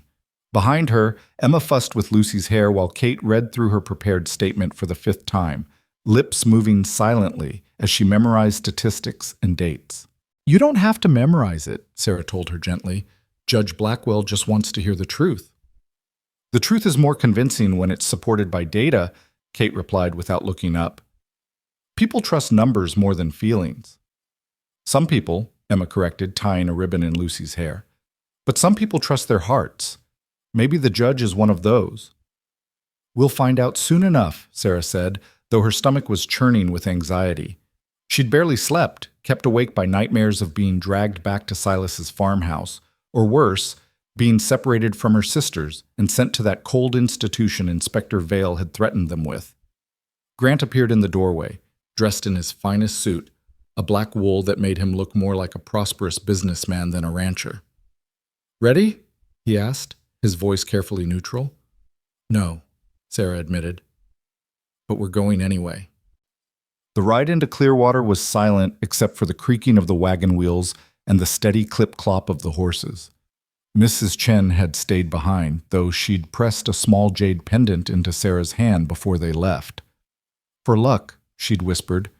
"Mrs. Chen's mother give to her when she leave China. Bring much protection.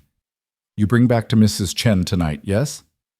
Sarah clutched the pendant now, feeling its smooth warmth against her palm. As the town came into view, she saw that Main Street was more crowded than usual. Word of the hearing had spread, and it seemed half the county had turned out to watch. "Grant," she said quietly, "why are there so many people?" His jaw tightened. "Because we're entertainment, a spectacle. Orphans and outcasts challenging the system makes for good gossip." Then his expression softened slightly. "But some of them are here to support us. Look." He pointed to a cluster of familiar faces near the courthouse steps. Mr. Schultz stood beside Doc Henderson, both men in their Sunday best. Mrs. Hartwell had brought 3 other women from the church. Red Donovan leaned against a post, chewing tobacco and glaring at anyone who came too close. Even Dutch Henderson had shown up, looking profoundly uncomfortable in a starched collar. And there, separate from the supportive crowd, stood Inspector Vale with 2 severe-looking men in expensive suits. Lawyers, Sarah realized with a sinking heart. Vale had brought lawyers. "Grant," she said urgently, "we don't have a lawyer." "I know," he replied grimly. "Couldn't afford one. We're going to have to present our own case." "Against trained legal counsel?" Kate's voice rose with rare panic. "That's not a fair fight." "Nothing about this is fair, Kate," Grant said as he pulled the wagon to a stop. "But fair and right aren't the same thing. We've got the truth on our side. Sometimes that has to be enough." Well, and they climbed down and made their way through the crowd, feeling eyes on them from every direction. Sarah heard whispers, some sympathetic, others speculative, a few openly hostile. Someone muttered something about improper household arrangements, and Grant's hand twitched toward his side, but he kept walking. The courthouse was a 2-story brick building that smelled of old wood and older secrets. Inside, Judge Thaddeus Blackwell's courtroom occupied the entire first floor, with high windows that let in slanting morning light. The judge himself was already seated behind his massive oak bench, a man in his 60s with iron gray hair and a face that suggested he'd seen every variety of human foolishness and been unimpressed by all of it. Sheriff Morrison stood near the front, looking like he'd rather be anywhere else. Inspector Vale took a seat at the prosecutor's table with his lawyers, arranging papers with precise movements. Grant led the girls to the defendant's table, which suddenly seemed very small and very exposed. As people filed into the gallery, Sarah noticed someone slipping in through the side door, someone who made her blood run cold. Silas Crane, dressed in clothes too fine for his station, clearly purchased with Grant's $100. He caught Sarah's eye and smirked, a look that promised retribution for whatever embarrassment she'd caused him. "Don't react," Grant murmured, following her gaze. "That's what he wants. Let him hang himself with his own lies." Judge Blackwell banged his gavel, and the courtroom fell silent. "This hearing is now in session. We're here to determine the legal status of 4 minor children currently residing with Mr. Grant Ashford of Twin Pines Ranch. Inspector Lawrence Vale has filed a complaint on behalf of the Kansas Bureau of Child Welfare, asserting that these children were acquired through illegal means and should be removed to state custody. Mr. Ashford contests this claim. Inspector Vale, you may present your case." Vale rose with the smooth confidence of a man accustomed to winning. "Your Honor, this case is quite simple. Mr. Silas Crane, legal guardian of the 4 Henderson children, was coerced into surrendering his wards through threats of physical violence. The transaction took place while Mr. Crane was in an impaired state, unable to properly consent. Furthermore, the children are currently living in a household that violates basic standards of propriety. Unmarried men and young girls under one roof, with only a foreign servant as supervision." "Mr. Crane is present?" the judge asked. "He is, Your Honor." Vale gestured and Silas stood, affecting an expression of wounded dignity that would have been laughable if it weren't so dangerous. "Mr. Crane, approach the bench and give your testimony under oath." Silas shuffled forward and placed his hand on the Bible, swearing to tell the truth with such obvious insincerity that Sarah wanted to scream. But the oath was binding, and now he could speak. "Your Honor," Silas began, his voice quavering with false emotion, "loved my brother James and his wife Margaret like my own family. When they passed, God rest their souls, I took in their 4 daughters despite my own financial hardships.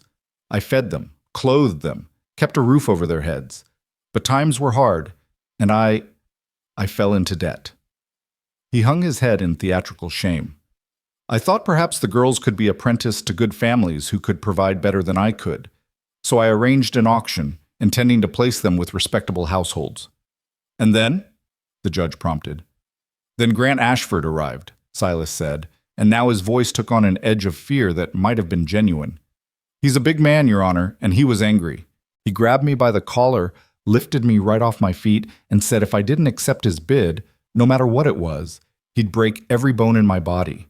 I was terrified. I'd had a few drinks that morning to steady my nerves, and in my impaired state, I agreed to his terms. $100 for all 4 girls. I didn't want to split up the family, you see, but I was coerced. Forced." Sarah's hands clenched into fists. Every word was a lie, twisted just enough to sound plausible. She glanced at Grant, whose face had gone dangerously still. "Mr. Ashford," Judge Blackwell said, "you'll have your chance to respond. Mr. Crane, continue." "After the auction, I realized what a terrible mistake I'd made," Silas went on. "I tried to see my nieces, to check on their welfare, but Ashford wouldn't let me near his property. He's isolated them, Your Honor, cut them off from their only remaining family. For all I know, they're being mistreated, worked like servants. That's a lie."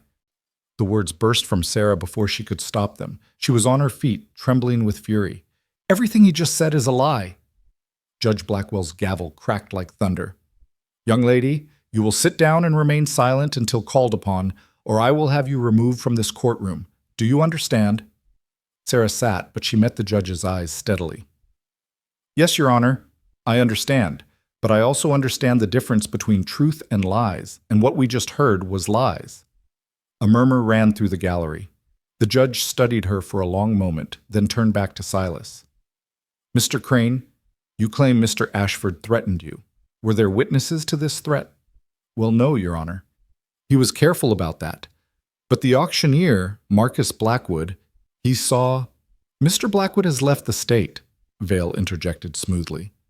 However, we have Mr. Crane's sworn testimony, which should be given due weight. And what about the 50 other people at that auction? Grant asked, his voice cutting through the courtroom. Your Honor, with respect, I'd like to call witnesses who can testify to what actually happened that day. Judge Blackwell nodded. You may do so. But first, Inspector Vale, have you completed presenting your case? One more point, Your Honor. Vale stood again. Even if we set aside the question of coercion, there remains the matter of propriety. These girls are living in a household with 6 unmarried men. The potential for corruption or abuse is significant. The state has appropriate facilities where they can be properly supervised and educated. What facilities? Kate stood up, her 10-year-old voice clear as a bell. Your Honor, may I present evidence about these facilities Inspector Vale considers appropriate? The judge looked startled. Young lady, this is highly irregular. So is selling children at auction, Kate replied with devastating logic. Yet here we are. I have data that's relevant to this case. May I present it? Judge Blackwell's lips twitched, almost a smile. Very well. Approach. Kate walked to the front with her notebook, and Sarah felt a surge of pride at her sister's courage. Kate opened to a page covered in neat handwriting and began to speak with the confidence of someone who knew her facts were unassailable. The Kansas State Orphan Asylum, which is where Inspector Vale intends to send us, currently houses 147 children in a facility designed for 80. According to the state's own records, 12 children died there last year from typhoid, influenza, and malnutrition. That's a mortality rate of 8.1% annually. The facility has 1 teacher for every 45 students, compared to the private tutor we're receiving at Twin Pines. Children are required to work in the institution's laundry and farm operations, providing labor that generates income for the state. In contrast, at Twin Pines Ranch, we work approximately 3 hours per day on educational tasks, receive nutritious meals, have individual bedrooms, and are being taught skills that will enable future independence. She looked up at the judge with eyes far older than her years. Your Honor, removing us from Grant Ashford's care and placing us in that institution would statistically reduce our chances of survival and certainly eliminate our chances of receiving a quality education. I understand that legality matters, but surely the outcome matters more. If the law says we should go somewhere that might kill us, maybe the law needs to be questioned. The courtroom erupted. Judge Blackwell banged his gavel repeatedly. Order! Order in this court! When silence finally fell, he looked at Kate with something like respect. Young lady, you make a compelling argument. However, you're not a lawyer, and you can't simply declare the law insufficient. With respect, Your Honor, Kate replied. Someone has to. Children can't vote, can't hire lawyers, can't advocate for themselves in any official capacity. So when we get the chance to speak, we have to say what needs saying, even if it's irregular. Because staying silent means accepting whatever adults decide for us, and adults don't always decide well. Point taken, the judge said dryly. Return to your seat. Mr. Ashford, call your witnesses. Grant stood. Your Honor, I'd like to call Mr. Heinrich Schultz. Mr. Schultz came forward, was sworn in, and began his testimony. I was at the auction that day, Judge. I saw the whole thing. Silas Crane was eager to sell those girls, kept asking the auctioneer when they'd be brought out. He wasn't drunk, or if he was, it didn't show. He was clear-eyed and calculating. When Grant bid $100, Silas practically jumped for joy. I saw his face. There was no fear there, just greed. And did you witness Mr. Ashford threatening Mr. Crane? The judge asked. Not before the sale, Schultz replied carefully. After the sale, yes. Grant grabbed Silas's collar and said something I couldn't hear, but that was after the money changed hands, after the transaction was complete. Whatever Grant said, it didn't affect Silas's decision to sell. Vale rose. Your Honor, this witness admits he saw Mr. Ashford commit assault. I saw a man express his anger, Schultz interrupted. I didn't see him strike anyone. If every man who grabbed another man's collar in anger was prosecuted, you'd have half of Kansas in jail. A ripple of laughter ran through the gallery. The judge allowed himself a small smile before calling for the next witness. One by one, Grant's supporters testified. Mrs. Hartwell describing the girl's desperate condition that first day, Doc Henderson presenting medical evidence of their improved health, Dutch Henderson grudgingly admitting that the auction had been legal even if it had been morally repugnant. Then Grant called Sheriff Morrison to the stand, and the atmosphere in the courtroom shifted. Morrison was a lawman, an officer of the court. His testimony would carry weight. "Sheriff," Grant said, "you were at the auction that day. What did you observe?" Morrison shifted uncomfortably. "I observed a legal auction of guardianship contracts, which is permissible under Kansas law. Silas Crane was the girl's legal guardian, and he had the right to reassign that guardianship through sale or contract. It's not pretty, but it's legal." "Did Mr. Crane appear coerced or impaired?" "No, sir. He appeared eager and calculating. I remember thinking it was a shameful thing he was doing, but not an illegal thing." "And after the sale?" Morrison hesitated. "I saw you grab his collar. I heard you say something that sounded like a threat. But the sale was already complete by then. Whatever you said didn't influence the transaction itself." "Thank you, Sheriff." Grant turned to the judge.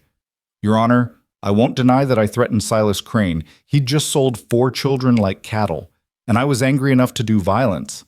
But I contained that anger until after the legal transaction was complete. I paid fair market price.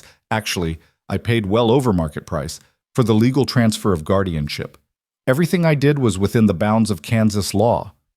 Inspector Vail stood quickly. "Your Honor, the law requires that such transfers be in the best interest of the children. Living in a house with unmarried men cannot possibly be considered appropriate. I'd like to call Mary Chen to testify," Grant interrupted. The courtroom doors opened, and Mrs.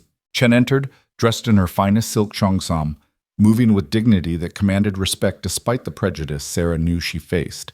She was sworn in, her hand steady on the Bible. "Mrs. Chen," Grant said gently, "please tell the court about your role in my household." "I am housekeeper and cook at Twin Pines Ranch," Mrs. Chen said, her accent more pronounced in the formal setting, but her words clear. "I live in-house.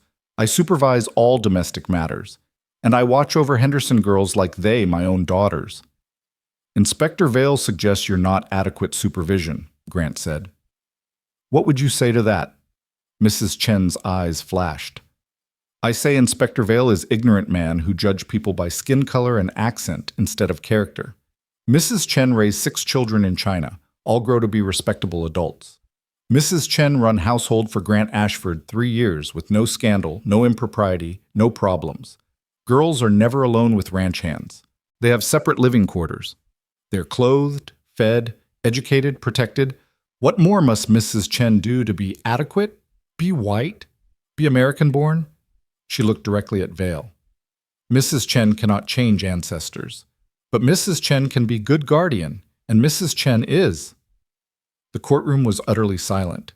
Even Vail seemed momentarily at a loss for words. Judge Blackwell leaned forward. "Mrs. Chen, in your observation, are these girls being mistreated in any way?"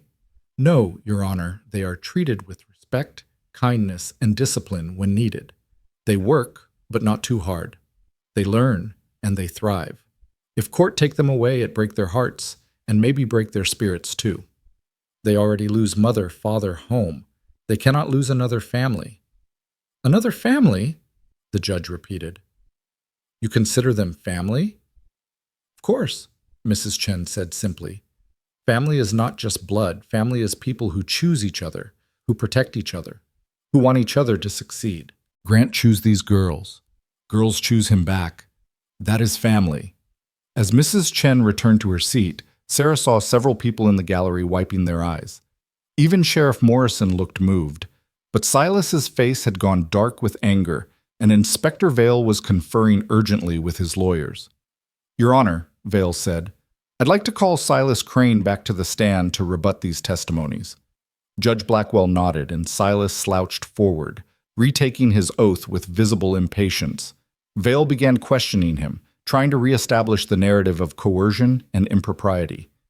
But Silas was sweating now, his earlier confidence cracking under the weight of contrary evidence. "Mr. Crane," the judge interrupted, "I have a question for you. If you were so concerned about your niece's welfare, why didn't you visit them before filing this complaint? Twin Pines Ranch is only 5 miles from your property." Silas stammered, I was afraid of Ashford. He threatened me. You're claiming you were too afraid to check on your beloved nieces?" The judge's skepticism was palpable. "Yet you had the courage to file an official complaint with the State Bureau and appear in this courtroom?" "Well, that is, Your Honor," Grant said quietly.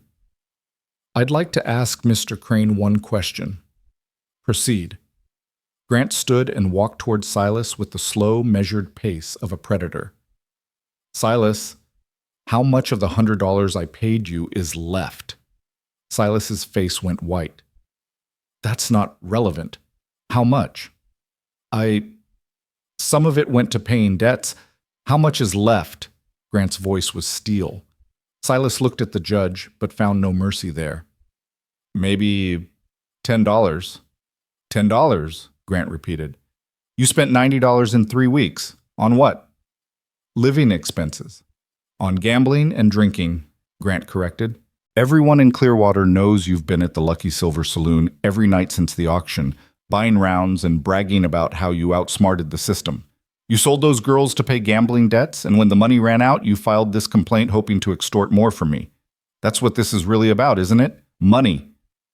"That's a lie," Silas shouted, but his voice cracked.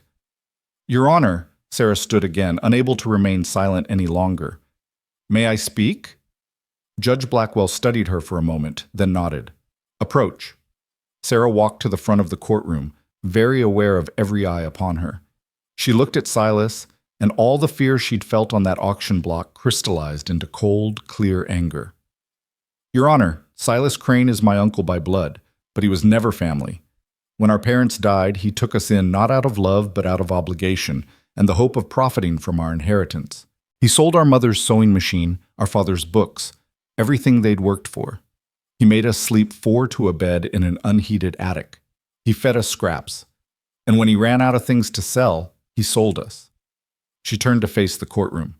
"Grant Ashford paid $100 for our guardianship. Silas spent $90 in 3 weeks, then came back asking for more by claiming the sale was illegal. But it wasn't illegal. It was just uncomfortable. It forced this town to see what they usually ignore. The children are treated as property under Kansas law, and that property can be bought and sold like furniture." Sarah's voice strengthened. "Grant didn't save us because he's a saint. He saved us because he was angry at a system that allows this to happen. And then he did something harder than saving us. He kept us. He fed us, educated us, treated us like human beings with potential instead of burdens to be managed. Is that really what the state wants to punish? A man who sees children as people?" She looked at Judge Blackwell. "Your Honor, if you send us to that institution, some of us might not survive. Kate showed you the numbers. But even if we all survive, we'll know that the law chose bureaucracy over humanity, rules over compassion. We'll know that when someone did the right thing instead of the legal thing, he was punished for it. What kind of lesson is that to teach children?" The silence in the courtroom was profound. Judge Blackwell sat back in his chair, his fingers steepled beneath his chin. "Young lady, how old are you?" 15, Your Honor." 15, he repeated, "and you speak like someone twice your age. Your father taught you well." "My father taught me to think," Sarah replied. "Grant Ashford is teaching me to fight. There's a difference." The judge's lips quirked. "Indeed, there is. Return to your seat." He looked around the courtroom, and Sarah could see the calculation in his eyes. This wasn't just about 4 orphans anymore. This had become a referendum on how Kansas treated its most vulnerable citizens, and everyone present knew it. "Inspector Vale," the judge said, "do you have any further evidence to present?" Vale stood, his expression tight. "Your Honor, the legal irregularities remain, regardless of Mr. Ashford's intentions. His intentions are irrelevant to the law," Judge Blackwell interrupted. "What matters is whether the transaction was legal. Sheriff Morrison has testified it was. Multiple witnesses have confirmed that Mr. Crane was not coerced at the time of sale. The subsequent threat, while regrettable, did not affect the validity of the transaction. As for the question of propriety, Mrs. Chen's testimony satisfies me that the girls are adequately supervised. Unless you have evidence of actual harm or abuse, I see no legal grounds for removal. Vale's face darkened. Your Honor, I must protest. You may protest all you like, Inspector, but you will do so outside my courtroom. The judge banged his gavel. I find that the transfer of guardianship from Silas Crane to Grant Ashford was legally executed and is in the best interests of the children involved. The complaint is dismissed. The girls will remain in Mr. Ashford's custody. The courtroom erupted into noise, cheers from Grant's supporters, angry muttering from Vale and his lawyers, and one furious shout from Silas before Sheriff Morrison escorted him forcibly from the building. Sarah felt her knees go weak with relief. Emma was crying.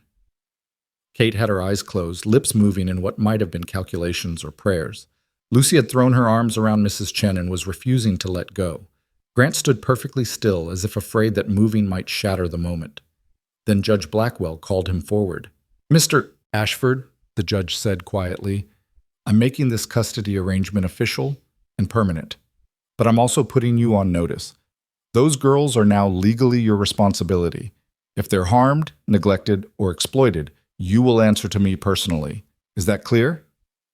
Crystal clear, Your Honor, Grant replied. And thank you. Don't thank me. I didn't do this for you. I did it because those girls deserve better than what the law usually provides. He looked past Grant to where the sisters stood clustered together. And because they're right, sometimes the right thing and the legal thing aren't the same, and someone has to have the courage to choose right over easy. As they filed out of the courthouse, Sarah felt like she was floating. People crowded around them, Mr. Schultz shaking Grant's hand, Mrs. Hartwell hugging each girl in turn, Doc Henderson promising to stop by the ranch next week to check on everyone. Even Dutch Henderson nodded grudgingly to Grant, a gesture that might have been respect. Inspector Vale stood apart, his expression venomous. This isn't over, Ashford, he said as Grant passed. I'll be watching. One mistake, one slip, and I'll be back. Then watch closely, Grant replied evenly. You're going to see 4 girls grow into remarkable women. Should be educational for you. On the ride back to Twin Pines, the girls were giddy with relief and leftover adrenaline. Emma sang at the top of her lungs. Kate recited increasingly absurd statistical analyses. Lucy made Grant stop the wagon so she could pick wildflowers for Mrs. Chen.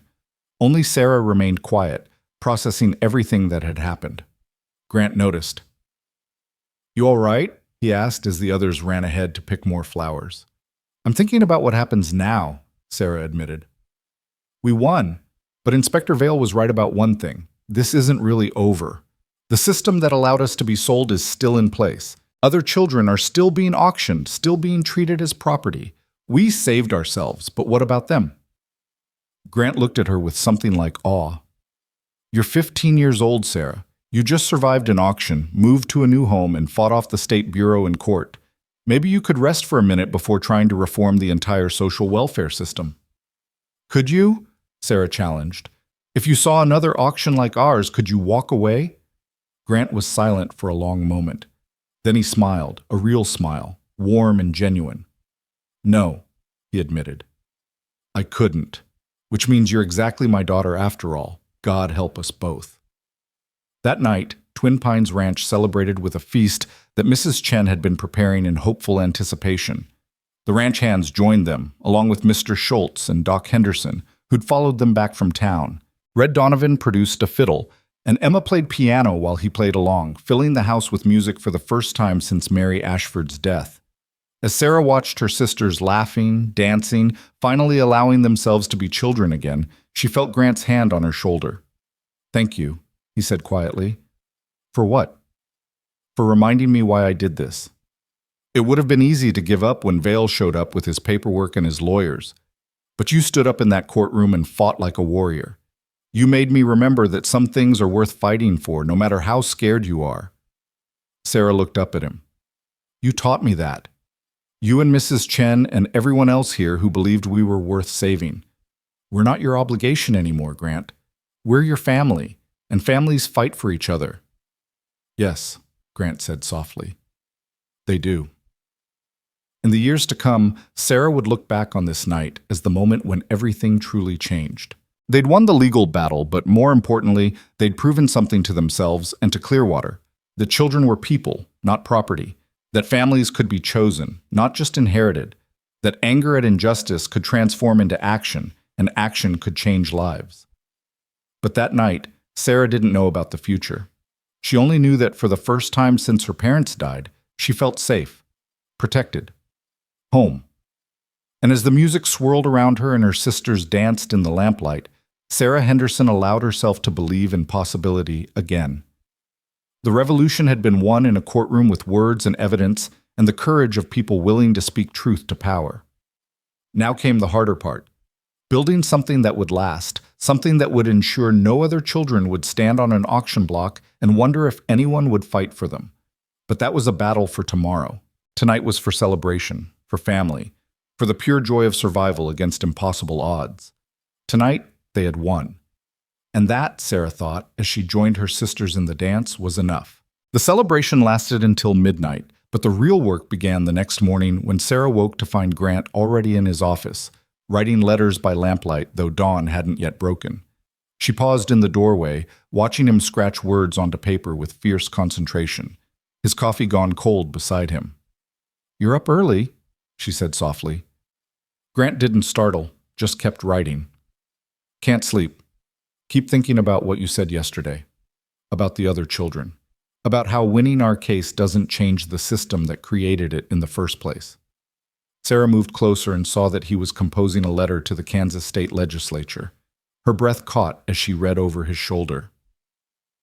"And therefore I propose that the practice of selling guardianship contracts be abolished in favor of a supervised placement system that prioritizes the welfare of children over the financial interests of their guardians."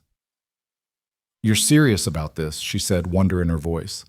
"Mary always said that surviving tragedy gives you two choices," Grant replied without looking up. "You can become bitter and closed, or you can become better and open. I chose bitter for 3 years. Maybe it's time I tried the other way." He finally met her eyes. "But I can't do this alone. I'm a rancher, Sarah, not a reformer. I don't know how to change laws. I barely know how to follow them." "Then we'll learn together," Sarah said, pulling up a chair beside him. "What do you need?" What followed were weeks of relentless work that transformed Twin Pines Ranch from a simple cattle operation into the nerve center of something much larger. Grant contacted every newspaper in Kansas, telling their story and challenging other ranchers and businessmen to examine their own practices. Sarah wrote letters to state legislators, each one carefully researched and precisely argued.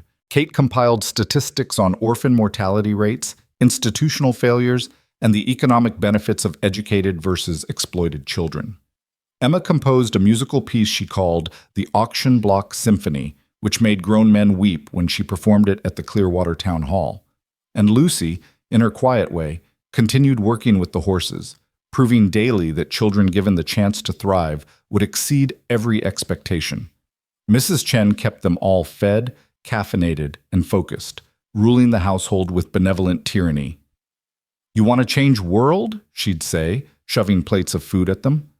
"Fine, but you do it on full stomach. Empty belly makes poor arguments." The response to their campaign was immediate and divided. Some praised Grant's courage and vision. Others, particularly those who profited from cheap child labor, condemned him as a radical and a troublemaker. Inspector Vail published a scathing editorial in the Kansas City paper, claiming that Grant was using the girls as propaganda tools, and that his real goal was to disrupt the state's child welfare system for personal gain. "Let him write what he wants," Grant said when Sarah showed him Vail's article. "We're not fighting him anymore. We're fighting the idea that children are commodities. Vail's just a symptom of a bigger disease." By December, their campaign had attracted attention beyond Kansas. A reporter from Harper's Weekly arrived to interview them, and his subsequent article, "The Rancher Who Bought Freedom: How 4 Orphans and 1 Angry Man Are Challenging Kansas Law," created a national sensation. Suddenly, letters poured in from across the country. Some were from other families who'd taken in orphans and wanted to share their stories. Others were from children in institutions, begging for help. A few were from legislators in other states, asking how they might implement similar reforms. The weight of it all threatened to crush them. Sarah would wake in the night, overwhelmed by the responsibility they'd taken on. How could 4 orphan girls and a widowed rancher possibly change a system as entrenched as child welfare? It seemed impossible, hubristic even. But then she'd remember standing on that auction block, remember the feeling of being reduced to livestock, remember Grant's fury as he bid $100 for their lives. If one act of anger could save 4 children, what could sustained effort accomplish? On a cold January morning in 1888, 4 months after the court hearing, a telegram arrived. Grant read it twice, then called everyone into the dining room. His face was unreadable as he held up the thin paper. The Kansas State Legislature has agreed to hear testimony about orphan welfare reform, he announced. They want us to come to Topeka next month to present our case before the Committee on Public Welfare. The room erupted. Emma squealed and hugged Kate, who actually smiled, a rare occurrence when mathematics wasn't involved. Lucy jumped up and down until Mrs. Chen caught her and reminded her that proper young ladies didn't bounce like rabbits. Sarah felt tears streaming down her face and made no effort to stop them. "This is it," she breathed. "This is our chance to actually change things." Grant's expression remained serious. "It's a chance. Nothing more. The committee could listen politely and do nothing. They could dismiss us as naive idealists. We could travel all that way and accomplish exactly nothing. Or, Sarah countered, we could travel all that way and start a revolution." "A revolution," Grant repeated, and now he smiled, that rare, warm smile that transformed his entire face. "My angry 15-year-old revolutionary. Your father would be so proud. Your mother, too." They spent the next 3 weeks preparing their testimony with the intensity of generals planning a campaign. Sarah drafted and redrafted their core arguments. Kate created visual presentations, charts and graphs that made abstract suffering into concrete data. Emma composed a piece specifically for the hearing, something that would capture the emotional truth of their experience. Lucy worked with Grant on a practical proposal for ranch-based fostering, a system where working families could take in orphans, not as servants, but as apprentices, teaching them trades while providing education and care. The night before they left for Topeka, Sarah found herself unable to sleep. She wandered down to the kitchen and found Mrs. Chen preparing food for their journey, enough to feed an army naturally. "Cannot sleep?" Mrs. Chen asked without turning around. "Too much thinking," Sarah admitted. "What if we fail? What if the committee laughs at us? What if sky falls?" Mrs. Chen interrupted. "What if sun forgets to rise? Cannot live life worrying about what ifs, Sarah. Can only do best and trust that best is enough." "But what if our best isn't enough?" Now Mrs. Chen did turn, fixing Sarah with a look that had cowed ranch hands twice her size. "You listen to Mrs. Chen now.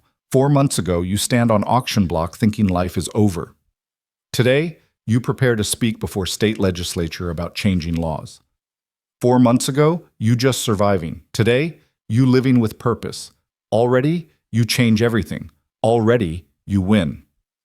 But the other children will be helped by whatever you accomplish tomorrow," Mrs. Chen said firmly. "Even if committee does nothing, you already changed Clearwater, already made people think differently about orphans, about family, about what is possible. Change is like dropping stone in pond, Sarah.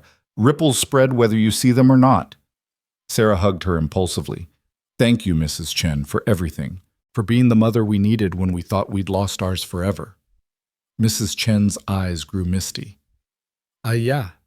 Now you make Mrs. Chen cry into the dumplings. Go to bed, silly girl. Tomorrow you need to be warrior, not weepy child." The journey to Topeka took 2 days by train, the first train ride any of the girls had ever taken. Lucy pressed her face against the window for hours, watching Kansas roll past in shades of brown and gold. Emma hummed constantly, refining her composition in her mind. Kate took notes on everything, from the train's mechanical systems to the changing landscape to the demographics of their fellow passengers. Sarah sat beside Grant, reviewing their testimony one more time. "You nervous?" Grant asked quietly. "Terrified," Sarah admitted. "You?" "More scared than I've been since Mary died," Grant said, "but also more alive. Strange how those feelings can coexist. They arrived in Topeka on a gray February afternoon, the capital city bustling with legislators, lobbyists, and the machinery of government. Grant had arranged rooms at a modest hotel, and they spent that evening rehearsing one final time. Sarah's hands shook as she held her notes, and Emma had to run to the bathroom twice from nerves. Even Kate seemed rattled, checking and rechecking her statistics obsessively. Only Lucy remained calm, sitting in the window seat and watching the city lights. "We're going to be fine," she said, with the certainty of someone who'd gentled wild horses. "We're telling the truth. Truth is strong." "From the mouth of babes," Grant murmured. The Kansas State House was an imposing limestone building that made Sarah feel very small as they climbed its steps the next morning. Inside, marble floors echoed with footsteps and important conversations. A clerk directed them to Committee Room C, where the Committee on Public Welfare would hear their testimony at 10 o'clock. The committee consisted of 7 legislators, 6 men and 1 woman, ranging in age from 30-something to ancient. Chairman Samuel Brooks, a prosperous-looking man in his 50s, sat at the center.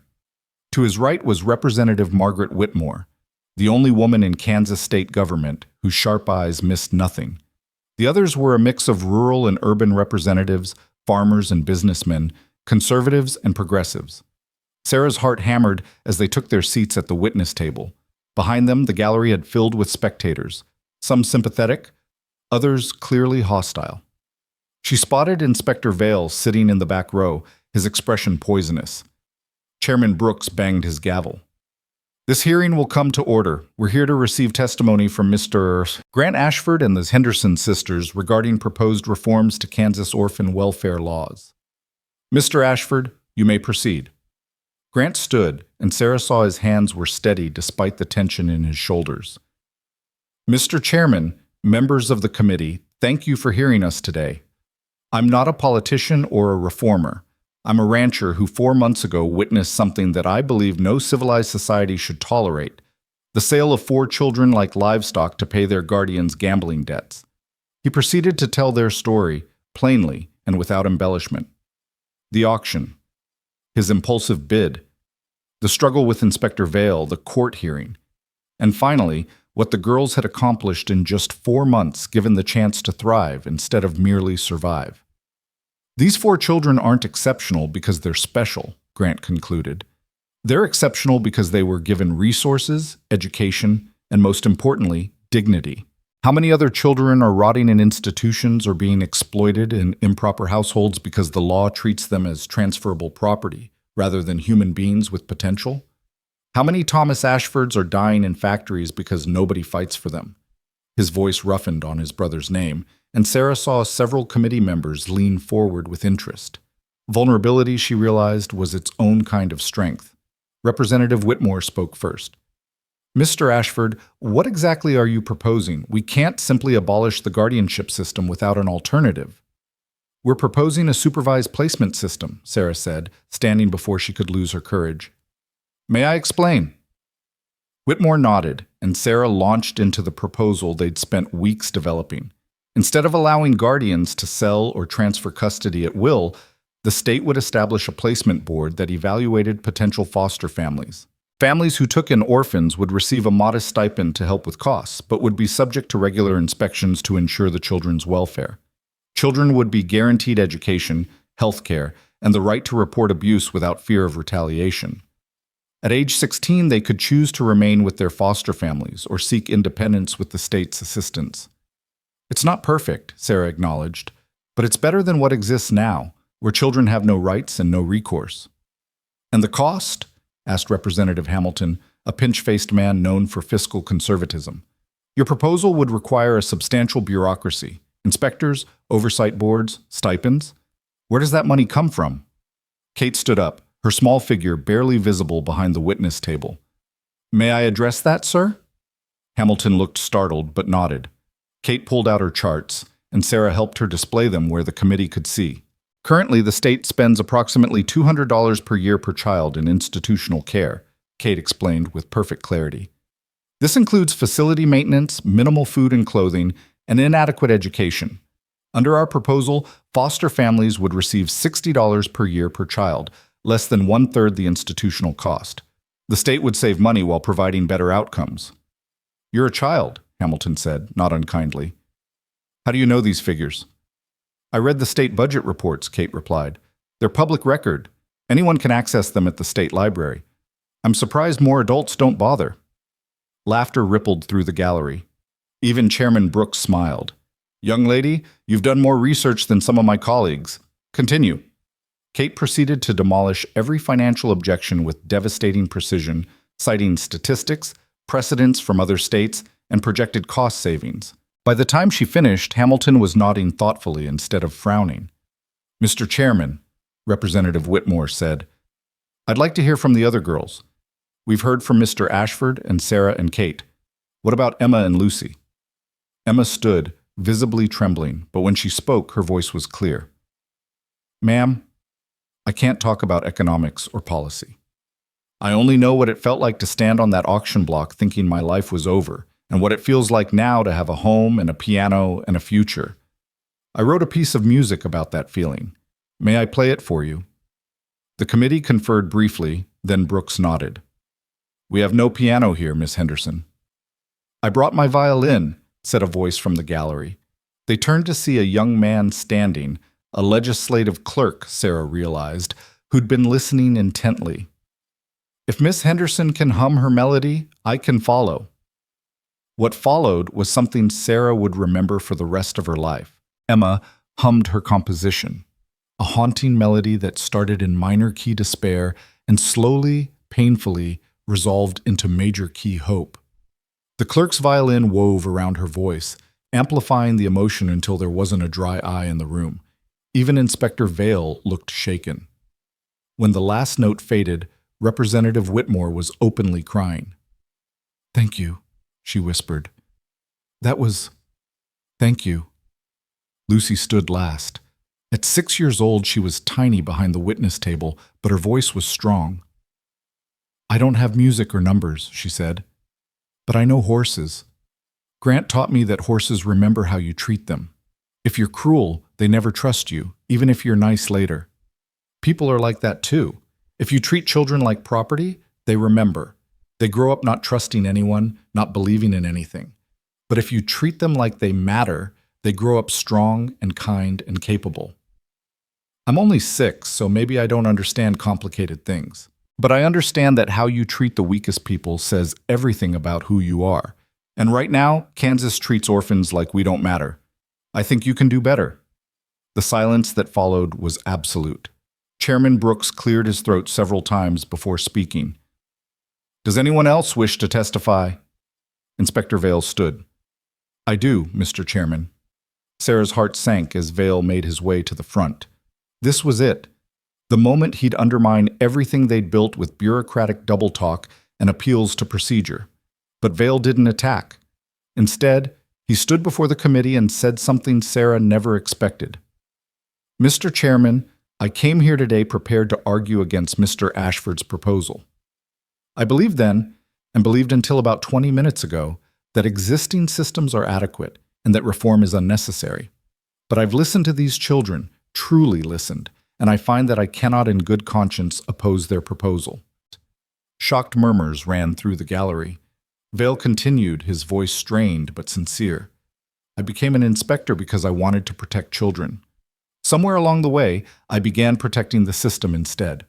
These girls have reminded me of the difference. Their proposal is sound, their reasoning solid, and their experience unimpeachable. If the committee chooses to move forward with reform, the Bureau of Child Welfare will support it. He sat down without another word. Grant looked as stunned as Sarah felt. Even Vale's own lawyers seemed shocked. Representative Whitmore leaned forward. Inspector Vale, are you saying you've changed your position completely based on this testimony? I'm saying I was wrong, Vale replied quietly. I don't expect forgiveness for the distress I caused these girls, but I can at least stop causing further harm by clinging to a failed system. Chairman Brooks looked around the table at his fellow committee members. I think we've heard enough. Do any of you have further questions for our witnesses? The representatives shook their heads, several of them still visibly moved. Brooks addressed Grant and the girls directly. Mr. Ashford, young ladies, thank you for your testimony. The committee will deliberate and present our findings to the full legislature within 2 weeks. You'll be notified of our decision. As they filed out of the committee room, Sarah felt simultaneously elated and terrified. They'd done everything they could, presented the best case possible. Now it was out of their hands. In the hallway, Inspector Vale approached them. Grant immediately moved between Vale and the girls, but Vale raised his hands in a gesture of peace. "I owe you an apology," Vale said, looking at Sarah. "All of you. I was so focused on following regulations that I stopped seeing children. I'm sorry for the pain I caused, and I'm sorry I didn't listen sooner." Sarah studied him, searching for deception and finding only exhausted sincerity. "We appreciate that, Inspector, and we appreciate your testimony in there." "It was the least I could do," Vale replied. He turned to Grant. "Mr. Ashford, if the committee approves this reform, I'd like to be involved in implementation. I know I've been your adversary, but I'd like the chance to be an ally instead." Grant extended his hand slowly. "People change. Mary always said that. I'm willing to give you that chance if you're willing to earn it." They shook, and something shifted in the air, a sense that maybe, just maybe, they'd started something that would outlast their individual stories. The 2 weeks waiting for the committee's decision were agony. They returned to Twin Pines and tried to resume normal life, but everyone was on edge. Sarah jumped every time a rider approached. Emma played piano obsessively, working through her anxiety in arpeggios and scales. Kate calculated probability distributions for various legislative outcomes until Grant gently suggested she find a less stressful hobby. Lucy spent entire days with the horses, finding peace in their simple, honest company. Then, on February 28, 1888, a telegram arrived. Committee approved reform proposal. Full legislative vote scheduled March 15th. Your presence requested. Brooks. They made the journey back to Topeka in a daze. This time, the State House was packed with spectators, journalists, and advocates on both sides of the issue. The debate in the House chamber was fierce, with opponents arguing about cost, practicality, and the danger of government overreach. Supporters countered with stories of institutional abuse, child mortality statistics, and moral imperatives. Sarah and her sisters sat in the gallery, watching democracy in action, messy, chaotic, but ultimately responsive to truth when that truth was spoken loud enough. Representative Whitmore gave the closing argument. "Colleagues, we face a simple question. Are children people or property? If they're people, they deserve the basic dignities we afford all citizens: food, shelter, education, and protection from exploitation. If they're property, then we can continue as we have, treating orphans as transferable commodities and accepting unconscionable mortality rates as the cost of doing business. The children who testified before our committee were not asking for charity, they were asking for justice. I believe we have an obligation to provide it." The vote was called. Sarah gripped Grant's hand so tightly her knuckles went white. The secretary called the roll, and representatives voted one by one. The count seemed to take forever, but finally the secretary announced, 58 ayes, 42 nays. The Orphan Welfare Reform Act passes. The gallery erupted in cheers. Sarah burst into tears. Emma and Kate and Lucy were hugging each other and crying and laughing all at once. Grant sat perfectly still, his eyes closed, and Sarah realized he was praying, thanking Mary perhaps, or God, or simply acknowledging that impossible things sometimes happened when people refused to accept the world as it was. Representative Whitmore found them afterward. "You did this," she said, gripping Sarah's shoulders. "You 4 girls and your stubborn rancher, you changed history." "We just told the truth," Sarah replied through her tears. "Sometimes that's all it takes," Whitmore said. "Now comes the hard part, making sure implementation actually helps children instead of creating new bureaucracy. I'm chairing the Oversight Committee. I want you involved. Not officially, you're too young for that, but as advisors. Will you help?" "Yes," Sarah said without hesitation. "Of course." Over the next 2 years, Sarah and her sisters became regular visitors to Topeka, consulting on implementation details and troubleshooting problems as the new system took shape. Inspector Vale, true to his word, became one of their strongest allies, using his institutional knowledge to navigate bureaucracy, an advocate for children who couldn't advocate for themselves. The reform was messy and imperfect, plagued by the usual delays and complications. But it worked. Child mortality and state care dropped by 30% in the first year alone.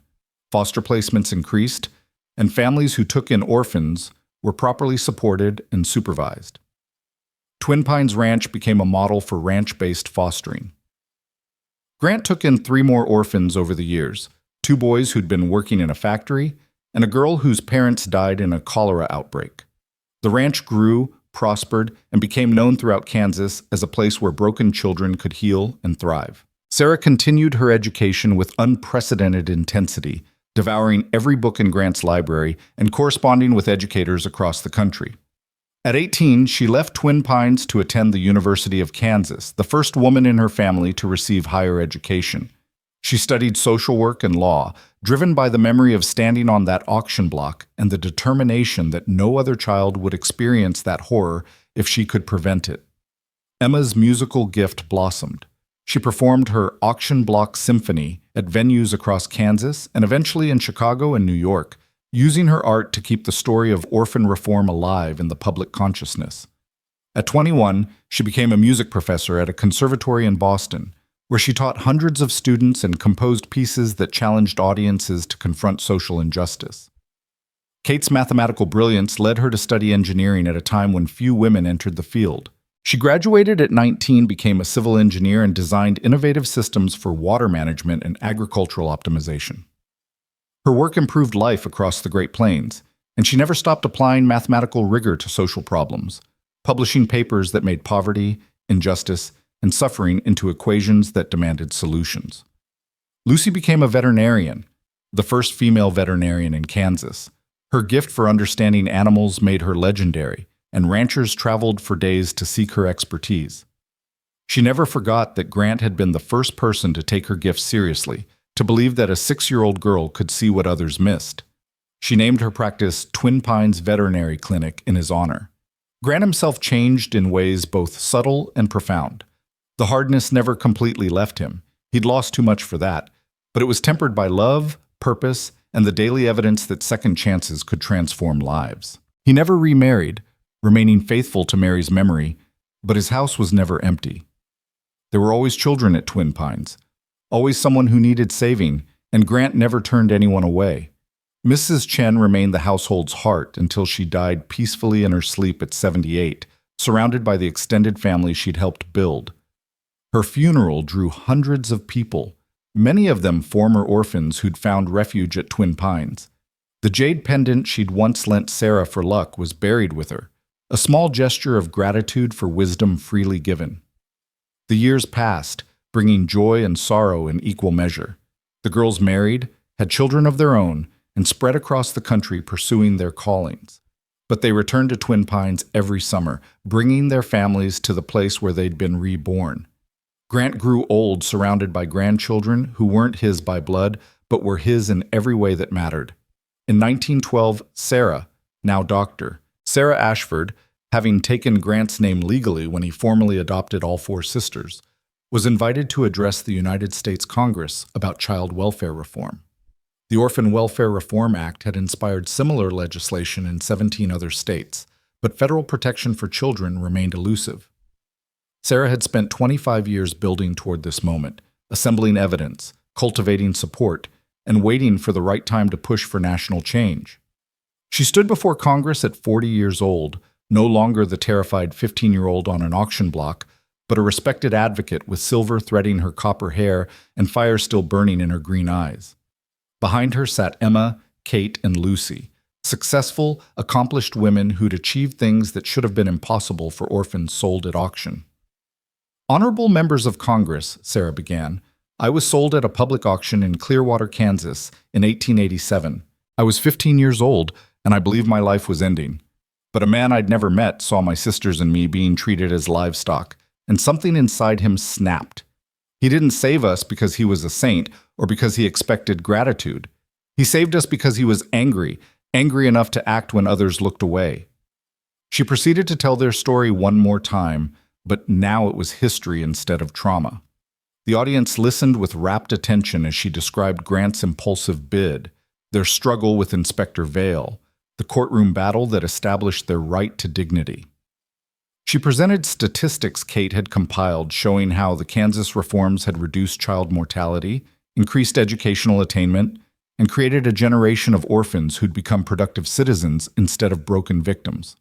The question before you today is simple, Sarah concluded. Will the United States continue to allow children to be treated as property, subject to exploitation and abuse with no recourse? Or will we establish federal protections that guarantee every child, regardless of parentage or circumstance, the right to safety, education, and the opportunity to thrive? My sisters and I are living proof that when you invest in children instead of exploiting them, extraordinary things become possible. She paused, and her voice softened. Grant Ashford died last year at 72. In his final days, he told me that buying us at that auction was the best decision he ever made, not because we became successful, but because we became family. He said that anger had motivated him, but love had sustained him, and that maybe that was the lesson we should share with the world. Be angry at injustice. Be angry enough to act, but then love enough to build something better. The applause started slowly, then built to a crescendo that shook the chamber. Representative after representative stood, and Sarah realized they were giving her a standing ovation, not for her eloquence, but for the truth she'd carried for 25 years. The Child Empowerment Act of 1912 passed both houses of Congress with overwhelming majorities. It established federal standards for orphan care, guaranteed education for all children, prohibited the sale or exploitation of minors, and created oversight mechanisms to ensure compliance. It wasn't perfect, no law ever is, but it was revolutionary. President Taft invited Sarah to the White House for the signing ceremony. As she stood beside him, watching him sign the bill into law, Sarah thought about that September morning in 1887 when she'd stood on an auction block in Clearwater, Kansas, believing she had no future. She thought about Grant Ashford, that angry, widowed rancher who'd seen injustice and refused to look away. She thought about Mrs. Chen, who'd taught them that family was choice, not blood. She thought about Judge Blackwell, who'd chosen right over easy. She thought about Inspector Vale, who'd found the courage to admit he was wrong. Most of all, she thought about her sisters. Emma with her music, Kate with her mathematics, Lucy with her animals. Each of them taking the second chance Grant had given them and building something beautiful from the wreckage of their childhood. That evening, Sarah stood on the steps of the Lincoln Memorial as the sun set over Washington. Emma had come with her husband and 3 children. Kate had traveled from Chicago with her engineering portfolio under her arm, never able to stop working. Lucy had brought her veterinary bag, just in case, because that was who Lucy was. "We did it," Emma said quietly. "We actually changed the country." "Grant did it," Sarah corrected. "We just carried it forward." "No," Kate said with characteristic precision. "Grant started it. We finished it. And now thousands of other children will benefit from what began with one rancher's anger and 4 sisters' refusal to stay silent. That's not Grant's legacy or ours, it's all of ours together." Lucy, who'd remained the quietest of the 4 even in adulthood, spoke with the wisdom of someone who understood animals and therefore understood people. "Grant used to say that love was worth the risk of pain. I think he was right.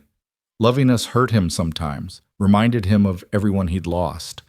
But he did it anyway, and because he did, we learned to love too. We learned that broken things can be fixed, that lost things can be found, and that family is something you build, not something you're born into." Sarah looked at her sisters, women now, with their own families and accomplishments, but still the girls who'd clung together on that auction block, promising to stay together no matter what.